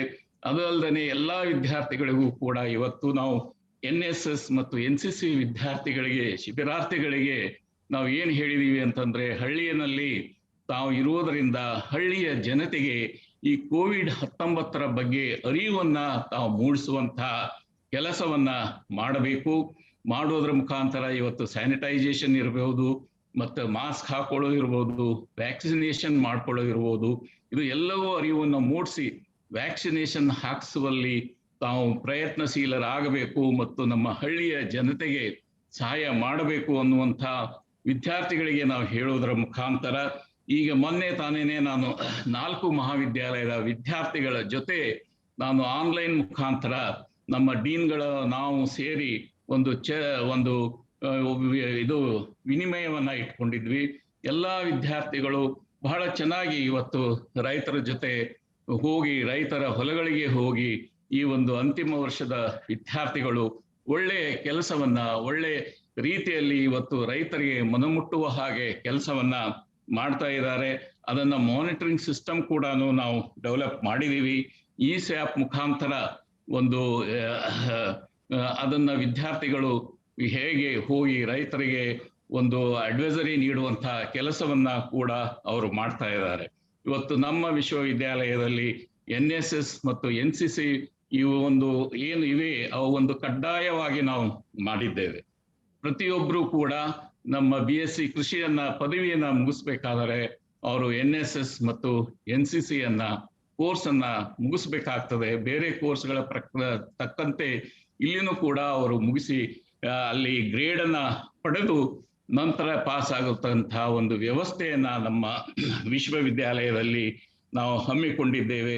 ಈ ರೀತಿಯಾಗಿ ನಾವು NSS ಮುಖಾಂತರ NCC ಮುಖಾಂತರ ನಾವು ವಿದ್ಯಾರ್ಥಿಗಳಿಗೆ ಒಳ್ಳೆಯ ಒಂದು ಮಾರ್ಗದರ್ಶನವನ್ನು ನೀಡಿ ಒಳ್ಳೆಯ ಪ್ರಜೆಯನ್ನಾಗಿ ಭಾರತದ ಒಂದು ಒಳ್ಳೆಯ ಪ್ರಜೆಯನ್ನಾಗಿ ಬೆಳೆಯುವಂತಹ ಪ್ರಯತ್ನವನ್ನ ಇವತ್ತು ನಮ್ಮ ವಿಶ್ವವಿದ್ಯಾಲಯದಲ್ಲಿ ನಡೆದಿದೆ. ಏನು NCCಯು ದೇಶವನ್ನ ಕಟ್ಟುವಂತಹ ಕೆಲಸವನ್ನ NSSನವರು ದೇಶ ಕಟ್ಟುವಂತವರು ಮತ್ತು NCCಯವರು ದೇಶವನ್ನ ರಕ್ಷಿಸುವಂತಹದ್ದು ಏನಿದೆ ಅವು ಎರಡೂ ಕೂಡ ನಮ್ಮ ವಿಶ್ವವಿದ್ಯಾಲಯದ ವಿದ್ಯಾರ್ಥಿಗಳಿಗೆ ನಾವು ನಮ್ಮ ಪಠ್ಯಕ್ರಮದ ಜೊತೆಗೆ ಇದನ್ನೂ ಕೂಡ ನಾವು ವಿದ್ಯಾರ್ಥಿಗಳಿಗೆ ಒಂದು ಕಲಿಸ್ತಾ ಇದ್ದೇವೆ. ಇದು ಅಲ್ಲದೆ ನಮ್ಮ ಗೌರವಾನ್ವಿತ ಕುಲಪತಿಗಳು ಈ ಏನು ಡಾಕ್ಟರ್ KN ಕಟ್ಟಿಮನಿ ಸಾಹೇಬರು ಅಧಿಕಾರನ ವಹಿಸಿಕೊಂಡ ನಂತರ ಗ್ರೀನ್ ಗ್ರಾಜುಯೇಷನ್ ಅನ್ನುವಂಥ ಒಂದು ಹಸಿರು ಪದವಿ ಧಾರಣೆಯನ್ನು ಕೂಡ ನಾವು ನಮ್ಮ ವಿಶ್ವವಿದ್ಯಾಲಯದಲ್ಲಿ ಒಂದು ಅಸ್ತಿತ್ವಕ್ಕೆ ತಂದಿದ್ದೇವೆ. ಪ್ರತಿಯೊಬ್ಬ ವಿದ್ಯಾರ್ಥಿ ಒಂದು ಗಿಡವನ್ನ ನೆಟ್ಟು 4 ವರ್ಷ ಅವನು ಅದರ ಪೋಷಣೆಯನ್ನ ಮಾಡಬೇಕು. ಮಾಡಿ 4 ವರ್ಷದ ನಂತರ ಅವನು ಯಾವಾಗಾದ್ರೂ ಬಂದ್ರು ಅವನ ಹೆಸರಲ್ಲಿ ಆ ಗಿಡ ಒಂದು ಲೇಬಲ್ ಮಾಡಿ ಇಟ್ಟಿರ್ತೇವೆ, ಅವನು ಬಂದು ನೋಡಬಹುದು. ಇದರಿಂದ ಒಂದು ವಿದ್ಯಾರ್ಥಿಯಲ್ಲಿ ಒಂದು ಪರಿಸರ ಪ್ರಜ್ಞೆಯನ್ನು ಮೂಡಲಿ ಅನ್ನುವಂಥ ಉದ್ದೇಶದಿಂದ ನಮ್ಮ ಕುಲಪತಿಗಳು ಗ್ರೀನ್ ಗ್ರಾಜುಯೇಷನ್ ಅನ್ನುವಂಥ ಒಂದು ಪ್ರೋಗ್ರಾಮ್ ಅನ್ನ ಕೂಡ ನಾವು ನಮ್ಮ ವಿಶ್ವವಿದ್ಯಾಲಯದಲ್ಲಿ ಈ ಇಂಪ್ಲಿಮೆಂಟ್ ಅನ್ನ ಮಾಡಿದ್ದೇವೆ. ಇದು ಅಲ್ಲದೆ ಇವತ್ತು ನಮ್ಮ ವಿದ್ಯಾರ್ಥಿಗಳಿಗೆ ಒಳ್ಳೆ ಆರೋಗ್ಯವಾದಂತಹ ಒಂದು ಊಟ ಹಾಸ್ಟೆಲ್ಗಳಲ್ಲಿ, ವಸತಿ ನಿಲಯಗಳಲ್ಲಿ ಇವತ್ತು ಕೋವಿಡ್ ಬಂದಿದೆ, ಇದು ಕೋವಿಡ್ ಏನಾಗ್ತಾ ಇದೆ, ಇಮ್ಯುನಿಟಿ ಬಗ್ಗೆ ಇವತ್ತು ಬಹಳಷ್ಟು ಮಾತನಾಡ್ತಾ ಇದ್ದಾರೆ, ಹೈಜಿನಿಕ್ ಬಗ್ಗೆ ಮಾತಾಡ್ತಾ ಇದ್ದಾರೆ. ಅದಕ್ಕಾಗಿ ನಮ್ಮ ತೋಟ ನಮ್ಮ ಊಟ ಅನ್ನುವಂತಹ ಕಾರ್ಯಕ್ರಮವನ್ನು ಕೂಡ ನಾವು ಅನುಷ್ಠಾನಕ್ಕೆ ತಂದಿದ್ದೇವೆ. ನಮಗೆ ಬೇಕಾದಂತ ತರಕಾರಿ, ನಮಗೆ ಬೇಕಾದಂತ ಹಣ್ಣುಗಳು, ನಮಗೆ ಬೇಕಾದಂತಹ ಇವತ್ತು ಅಕ್ಕಿ, ಜೋಳ, ಗೋಧಿ ನಮ್ಮ ವಿಶ್ವವಿದ್ಯಾಲಯದಲ್ಲಿ ಬೆಳೆದು ಅದನ್ನು ನಮ್ಮ ವಿದ್ಯಾರ್ಥಿ ಉಪಯೋಗ ಮಾಡುವಂತಹ ಒಂದು ಇದನ್ನು ಕೂಡ ನಾವು ಅನುಷ್ಠಾನಕ್ಕೆ ತಂದಿದ್ದೇವೆ. ಇದು ಅಲ್ಲದೆ ಇವತ್ತು ನಮ್ಮ ಕುಲಪತಿಗಳು ಇನ್ನೊಂದು ಕಾರ್ಯಕ್ರಮವನ್ನ ಇಲ್ಲಿ ಮಾಡಿದ್ದಾರೆ, ಅದು ರಾಷ್ಟ್ರಗೀತೆ. ನಮ್ಮ ವಿಶ್ವವಿದ್ಯಾಲಯವನ್ನು ದೈನಂದಿನ ಚಟುವಟಿಕೆಗಳನ್ನು ಪ್ರಾರಂಭ ಮಾಡುವುದಕ್ಕಿಂತ ಮುಂಚಿತವಾಗಿ ರಾಷ್ಟ್ರಗೀತೆಯನ್ನ ನಮ್ಮ ವಿಶ್ವವಿದ್ಯಾಲಯದ ಎಲ್ಲಾ ಆವರಣಗಳಲ್ಲಿ ಒಂದು ಮೊಳಗುತ್ತದೆ. ಆ ಒಂದು ಸಂದರ್ಭದಲ್ಲಿ 9 ಗಂಟೆಗೆ ನಮ್ಮ ವಿಶ್ವವಿದ್ಯಾಲಯ ಪ್ರಾರಂಭವಾಗ್ತದೆ. ಅದಕ್ಕಿಂತಲೂ 1 ನಿಮಿಷ ಮುಂಚಿತವಾಗಿ ಒಂದು ಸೈರನ್ ಆಗ್ತದೆ. ಸೈರನ್ ಆದಾಗ ಎಲ್ಲರೂ ಸಿಬ್ಬಂದಿಗಳು ಮತ್ತು ವಿದ್ಯಾರ್ಥಿಗಳು ಎಲ್ಲೆಲ್ಲಿದ್ದಾರೆ ಅಲ್ಲಲ್ಲೇ ಆ ಸಮಯದಲ್ಲಿ ನಿಂತು ಒಂದು ರಾಷ್ಟ್ರಗೀತೆಯನ್ನ ಗೌರವನ ಕೊಡುವಂತ ಒಂದು ಆದೇಶವನ್ನ ಹೊರಡಿಸಿ ಅದನ್ನ ನಾವು ಕಾರ್ಯರೂಪಕ್ಕೆ ತಂದಿದ್ದೇವೆ. ಅದು ಬಹಳ ಚೆನ್ನಾಗಿ ಏನಂತಂದ್ರೆ ಇವತ್ತು ನಮ್ಮ ವಿಶ್ವವಿದ್ಯಾಲಯದಲ್ಲಿ ನಡೀತಾ ಇದೆ. ಇದಕ್ಕಾಗಿ ನಮ್ಮ ವಿಶ್ವವಿದ್ಯಾಲಯದ ಒಂದು ಸಿಬ್ಬಂದಿಗಳಿಗಾಗ್ಲಿ, ವಿದ್ಯಾರ್ಥಿಗಳಿಗಾಗ್ಲಿ, ಅದರಲ್ಲೂ ನಮ್ಮ ಯುವಕರಿಗೆ ಒಂದು ದೇಶದ ಒಂದು ಬಗ್ಗೆ ಅಭಿಮಾನ, ದೇಶಭಕ್ತಿ, ರಾಷ್ಟ್ರಭಕ್ತಿಯನ್ನ ಒಂದು ಹುಟ್ಟಿಸ್ಲಿಕ್ಕೆ ಈ ಒಂದು ರಾಷ್ಟ್ರಗೀತೆ ಒಂದು ಇದು ಆಗಿದೆ ಅನ್ನುವಂತ ಮಾತನ್ನ ನಾನು ಈ ಸಂದರ್ಭದಲ್ಲಿ ಹೇಳ ಬಯಸುತ್ತೇನೆ. ಈ ದಿಶೆಯಲ್ಲಿ ನಮ್ಮ ಕರ್ನಾಟಕ ರಾಷ್ಟ್ರೀಯ ಸೇವಾ ಯೋಜನೆ, ಕೋಶ, ಜಾನಪದ ವಿಶ್ವವಿದ್ಯಾಲಯ ಕೋಟಗೋಡಿ ಹಾಗೂ ಕೃಷಿ ವಿಶ್ವವಿದ್ಯಾಲಯ ರಾಯಚೂರು ಸಂಸ್ಥೆಗಳಲ್ಲೂ ಪ್ರಸ್ತುತ ಕೋವಿಡ್-19 ವಿಷಮ ಪರಿಸ್ಥಿತಿಯಲ್ಲೂ ಕೂಡ ಸಂವಿಧಾನ ಓದು ಎಂಬ ಅರ್ಥಪೂರ್ಣ ಕಾರ್ಯಕ್ರಮವನ್ನು ಆಯೋಜಿಸಿ ಈ ಒಂದು ಮಹತ್ವದ ಬಗ್ಗೆ ನಮಗೇನು ನಮ್ಮ ಭಾರತದ ಒಂದು ಬ್ರಿಟಿಷರ ಒಂದು ಆಡಳಿತದಿಂದ ನಾವೇನು ಹೊರಬಂದಾಗ ನಮಗೆ ಒಂದು ಆಡಳಿತವನ್ನ ನೀಡುವಂಥ ಒಂದು ಮಾರ್ಗದರ್ಶನ, ದಿಕ್ಸೂಚಿಯನ್ನ ಕಂಡುಕೊಳ್ಳುವಂತಹ ಅನಿವಾರ್ಯತೆ ಆದಾಗ ನಮ್ಮ ಭಾರತ ದೇಶದ ಎಲ್ಲ ಹಿರಿಯರು ಮತ್ತು ರಾಜಕೀಯ ವ್ಯಕ್ತಿಗಳು ಇದನ್ನ ಒಂದು ನಮಗೆ ಏನು ಒಂದು ಸಂವಿಧಾನವನ್ನು ಬೇಕು ಅನ್ನುವಂತಹ ಒಂದು ದೃಷ್ಟಿಯಿಂದ ಡಾಕ್ಟರ್ ಬಾಬಾ ಸಾಹೇಬ್ ಅಂಬೇಡ್ಕರ್ ಎಂಬುವಂತಹ ಅಗಾಧ ಪ್ರೌಢಿಮೆಯ ವ್ಯಕ್ತಿಯನ್ನು ಆಯ್ಕೆ ಮಾಡಿ ಭಾರತಕ್ಕೊಂದು ಸಂವಿಧಾನ ರಚಿಸುವ ಸಂಪೂರ್ಣ ಜವಾಬ್ದಾರಿಯನ್ನ ನಮ್ಮ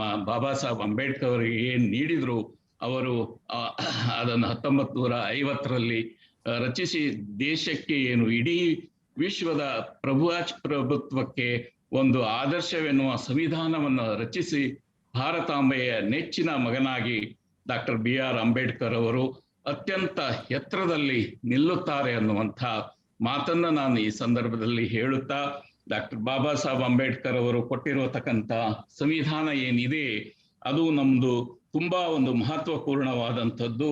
ಮತ್ತು ಅದರಿಂದಲೇ ಇವತ್ತು ನಮ್ಮ ದೇಶದಲ್ಲಿ ಹೇಳಿದ್ರು ನಮ್ಮ ನ್ಯಾಯಮೂರ್ತಿಗಳು, ಈ ಒಂದು 72 ವರ್ಷದಲ್ಲಿ ನಾವು ಏನೇನು ಸಾಧನೆಯನ್ನ ಮಾಡಿದ್ದೇವೆ ಅಂತ. ಸಾಧನೆ ಆಗಿಲ್ಲ ಅನ್ನುವುದು ತಪ್ಪು, ಬಹಳಷ್ಟು ಸಾಧನೆಯನ್ನ ಆಗಿದೆ. ಅಕ್ಷರಸ್ಥರ ಸಂಖ್ಯೆಯನ್ನ ಜಾಸ್ತಿ ಆಗಿದೆ. ಬಡತನ ರೇಖೆಯಿಂದ ನಾವು ಬಹಳಷ್ಟು ಮೇಲೆ ಬಂದಿದ್ದೇವೆ ಮತ್ತು ಸಾಮಾಜಿಕದಲ್ಲಿ ಕೆಲವು ನ್ಯಾಯಗಳನ್ನು ಕೂಡ ನಮಗೆ ಸಿಕ್ಕಿವೆ. ಇವತ್ತು ಮಹಿಳೆಯರು ವಿದ್ಯಾವಂತರಾಗಿದ್ದಾರೆ.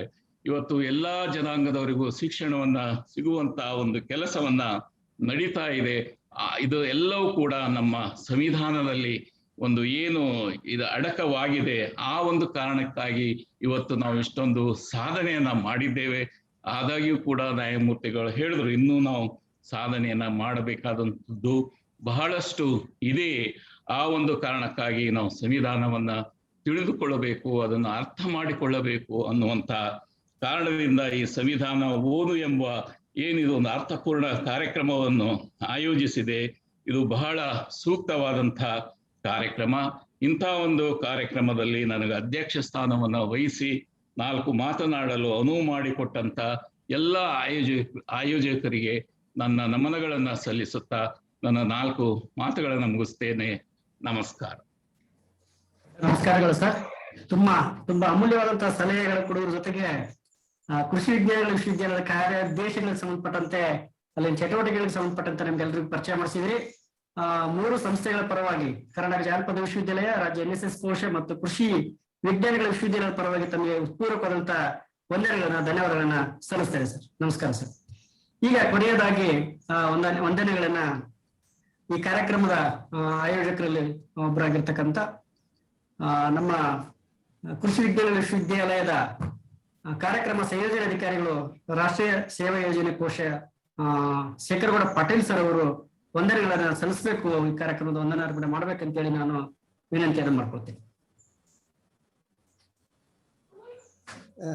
ಸಮಸ್ತ ಗಣ್ಯಮಾನ್ಯರಿಗೆ ಕೃಷಿ ವಿಶ್ವವಿದ್ಯಾನಿಲಯ ರಾಯಚೂರು ಹಾಗೂ ಯುವ ಸಬಲೀಕರಣ ಮತ್ತು ಕ್ರೀಡಾ ಇಲಾಖೆ, ರಾಷ್ಟ್ರೀಯ ಸೇವಾ ಯೋಜನಾ ಕೋಶ ಬೆಂಗಳೂರು, ಕರ್ನಾಟಕ ಜಾನಪದ ವಿಶ್ವವಿದ್ಯಾನಿಲಯ ಗೊಟಗೋಡಿ ಹಾಗೂ ನಮ್ಮ ನೆಚ್ಚಿನ ವಿಶ್ವವಿದ್ಯಾನಿಲಯ ಈ ತ್ರಿವಳಿ ಸಂಸ್ಥೆಗಳ ವತಿಯಿಂದ ಈ ಇಂದಿನ ಈ ಸಂವಿಧಾನ ಓದು ಕಾರ್ಯಕ್ರಮವನ್ನು ಹಮ್ಮಿಕೊಂಡಿದ್ದ ಪ್ರಯುಕ್ತ ನಾಡಿನ ಸಮಸ್ತ ಗಣ್ಯಮಾನ್ಯರಲ್ಲಿ ಅಗ್ರಗಣ್ಯರಾದಂತಹ ಸಂಪನ್ಮೂಲ ವ್ಯಕ್ತಿಗಳಾದಂತಹ ನ್ಯಾಯಮೂರ್ತಿ ಶ್ರೀ HN ನಾಗಮೋಹನ್ ದಾಸ್ ಅವರು ತಮ್ಮ ಅತ್ಯಮೂಲ್ಯ ಸಮಯವನ್ನ ಸಂವಿಧಾನ ಪರಿಚಯಿಸುವ ಈ ಒಂದು ಮಹತ್ ಕಾರ್ಯದಲ್ಲಿ ನಮ್ಮ ಜೊತೆಗೆ ಹಂಚಿಕೊಂಡಿದ್ದಕ್ಕೆ ತ್ರಿವಳಿ ಸಂಸ್ಥೆಗಳ ವತಿಯಿಂದ ನಾನು ಅವರಿಗೆ ತುಂಬು ಹೃದಯದ ವಂದನೆಗಳನ್ನ ಅರ್ಪಿಸುತ್ತೇನೆ. ಅದೇ ರೀತಿ ಉದ್ಘಾಟನೆ ಭಾಷಣವನ್ನು ಮಾಡಿದ ಡಾಕ್ಟರ್ DB ನಾಯಕ್ ಸರ್, ಮಾನ್ಯ ಕುಲಪತಿಗಳು, ಕರ್ನಾಟಕ ಜಾನಪದ ವಿಶ್ವವಿದ್ಯಾಲಯ, ತಮ್ಮ ಭಾಷಣದಲ್ಲಿ ಭಾರತ ಒಂದು ದೇಶವಲ್ಲ, ಇದೊಂದು ಪ್ರಪಂಚವೆಂಬ ಒಂದು ಮಾಹಿತಿಯನ್ನ ಕೊಟ್ಟಿದ್ದಕ್ಕೆ ತಮಗೂ ಕೂಡ ತುಂಬು ಹೃದಯದ ಧನ್ಯವಾದಗಳನ್ನ ಅರ್ಪಿಸುತ್ತೇನೆ. ಅದೇ ರೀತಿ ನಮ್ಮ ನೆಚ್ಚಿನ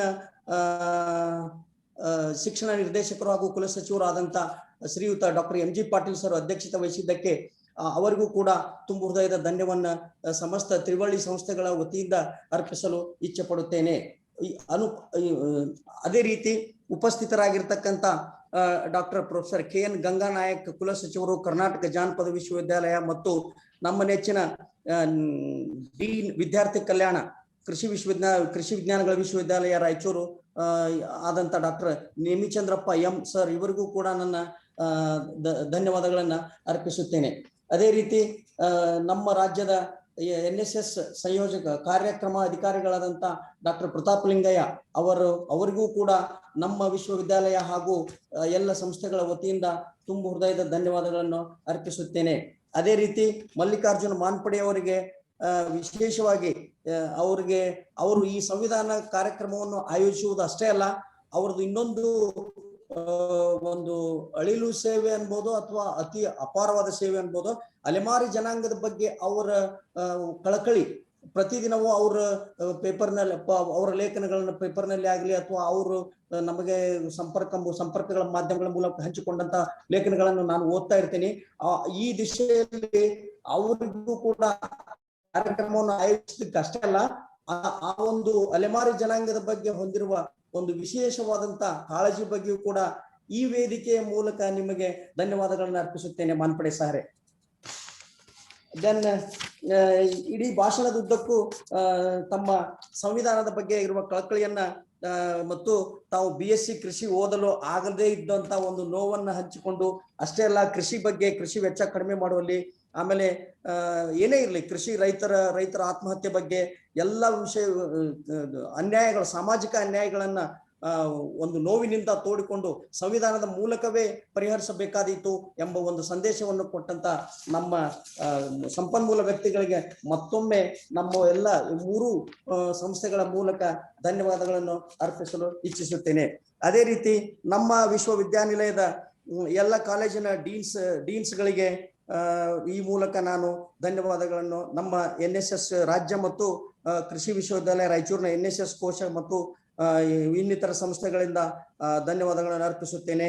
ಅದೇ ರೀತಿ ನಮ್ಮ ವಿಶ್ವವಿದ್ಯಾಲಯದ ಅತ್ಯುನ್ನತ ಅಧಿಕಾರಿಗಳ ಒಂದು ಎಲ್ಲ ಸಮೂಹಕ್ಕೆ ಈ ಮೂಲಕ ಧನ್ಯವಾದಗಳನ್ನು ಅರ್ಪಿಸಲು ಇಚ್ಛೆ ಪಡುತ್ತೇನೆ. ಅಬೌವ್ ಆಲ್ ನಮ್ಮ NSS ಘಟಕಗಳ ಎಲ್ಲ ಕಾನ್ಸ್ಟಿಟ್ಯೂಂಟ್ ಕಾಲೇಜುಗಳ NSS ಘಟಕಗಳ ಕಾರ್ಯಕ್ರಮ ಅಧಿಕಾರಿಗಳಾದಂತ ಲಕ್ಷ್ಮೀಕಾಂತ್ ಅವರು, ಸುಮಾ TC, ಪ್ರಸಾದ್ ಕುಲಕರ್ಣಿ ಸರು, ದೆನ್ ಮುರಳಿ ಅವರು, ಬಸವರಾಜ್ D ಅವರು, ದೆನ್ ಪ್ರದೀಪ್ ಅವರು, ದೆನ್ ನಿಂಗಪ್ಪ ದೊರೆ ಹಾಗೂ G ಅಮೃತ, ಇವರೆಲ್ಲರಿಗೂ ಈ ವೇದಿಕೆಯ ಮೂಲಕ ನಾನು ಧನ್ಯವಾದಗಳನ್ನು ಅರ್ಪಿಸಲು ಇಚ್ಛೆ ಪಡುತ್ತೇನೆ.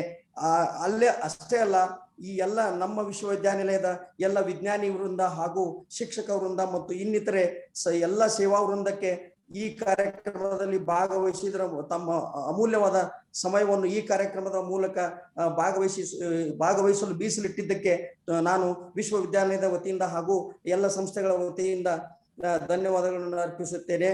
ಮತ್ತು ನನ್ನ special thanks for the directorate of students welfare ಮತ್ತು sports department of US Raichur, ಇವರಿಗೆ ನನ್ನ ವಿಶೇಷವಾದ ವಂದನೆಗಳನ್ನ ಅರ್ಪಿಸುತ್ತೇನೆ.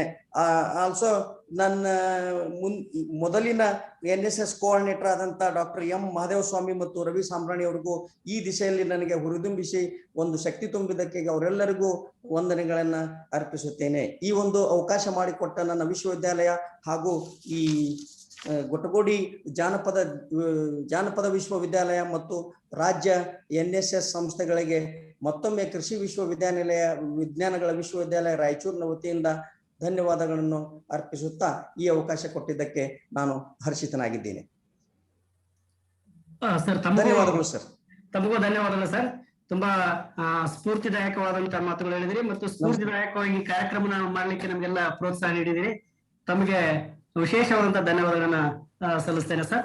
ಮತ್ತು ಈ ಕಾರ್ಯಕ್ರಮದಲ್ಲಿ ಭಾಗಿಯಾಗಿರ್ತಕ್ಕಂಥ ಎಲ್ಲ ಬೇರೆ ಬೇರೆ ವಿಶ್ವವಿದ್ಯಾಲಯದ ಅಧ್ಯಾಪಕರು, ಬೇರೆ ಬೇರೆ ವಿಶ್ವವಿದ್ಯಾಲಯದ ವಿದ್ಯಾರ್ಥಿಗಳು, ಸಂಘಟಕರು ಮತ್ತು ಬೇರೆ ಬೇರೆ ಹಿನ್ನೆಲೆ ಇರ್ತಕ್ಕಂಥ ಹಲವು ವಿದ್ಯಾರ್ಥಿ ಯುವಜನರು ಕೂಡ ಈ ಒಂದು ಇದರಲ್ಲಿ ಭಾಗವಹಿಸಿದ್ದಾರೆ. ಮತ್ತು ವಿಶೇಷವಾಗಿ ಕರ್ನಾಟಕ ಜಾನಪದ ವಿಶ್ವವಿದ್ಯಾಲಯದ ಎಲ್ಲ ಅಧ್ಯಾಪಕ ವರ್ಗದವರಿಗೂ ಮತ್ತು ಮಾನ್ಯ ಕುಲಪತಿಯವರಿಗೂ, ಮಾನ್ಯ ಕುಲಸಚಿವರವರಿಗೂ ತಮ್ಮೆಲ್ಲರಿಗೂ ವಂದಿಸಿ ಇವತ್ತಿನ ಕಾರ್ಯಕ್ರಮನ ಇಲ್ಲಿಗೆ ಮುಗಿಸೋಣ ಅನ್ನುವಂತ ತಮ್ಮ ಅನುಮತಿಯನ್ನು ಕೇಳ್ಕೊಂಡು ಈ ಕಾರ್ಯಕ್ರಮನ ಮಾನ್ಯ ಜಸ್ಟಿಸ್ ಸರ್ ಅವರು ಮುಗಿಸ್ಬೋದಲ್ಲ ಸರ್ ಕಾರ್ಯಕ್ರಮ? ಧನ್ಯವಾದಗಳು ಸರ್. ತಮಗೆ ವಿಶೇಷವಾಗಿ ತಾವು ನಮ್ಮೆಲ್ಲರಿಗೂ ಸ್ಫೂರ್ತಿದಾಯಕವಾದಂತ ಮಾತುಗಳು ಹೇಳಿದ್ರಿ, ಮಾರ್ಗದರ್ಶನ ಮಾಡಿದಿರಿ. ನಮ್ಗೆ ಅತ್ಯಂತ ಸರಳವಾಗಿ ಎಲ್ರಿಗೂ ತಿಳ್ಕೊಳ್ಳಿಕ್ಕೆ ಸಾಧ್ಯ ಆಗಿದೆ ಇವತ್ತಿನ ಸಿಚುವೇಶನ್ ಗಳನ್ನ. ಕೆಲವು ಚಾಟ್ ಬಾಕ್ಸ್ ಅಲ್ಲಿ ಕೂಡ ಬರ್ತಾ ಇದಾವೆ, ಬಹಳಷ್ಟು ನಮಗೆ ಮಹತ್ವವಾದಂತ ವಿಷಯಗಳನ್ನ ತಿಳಿಸಿಕೊಟ್ಟಿದ್ದಾರೆ ಜಸ್ಟಿಸ್ ಅನ್ನುವಂತ ಇದು ಕೂಡ ಬರ್ತಾ ಇದೆ. ಹಾಗಾಗಿ ತಮ್ಮೆಲ್ಲರಿಗೂ ವಂದಿಸಿ ಕಾರ್ಯಕ್ರಮವನ್ನ ನಿಮಗೆ ಮುಗಿಸಬಹುದು ಅಂತ ನನ್ಗೆ ಅನಿಸುತ್ತೆ. ನಮಸ್ಕಾರಗಳು ಸರ್. ನಮಸ್ಕಾರ. ನಮಸ್ಕಾರ ಸರ್, ಎಲ್ಲರಿಗೂ ನಮಸ್ಕಾರ ಸರ್.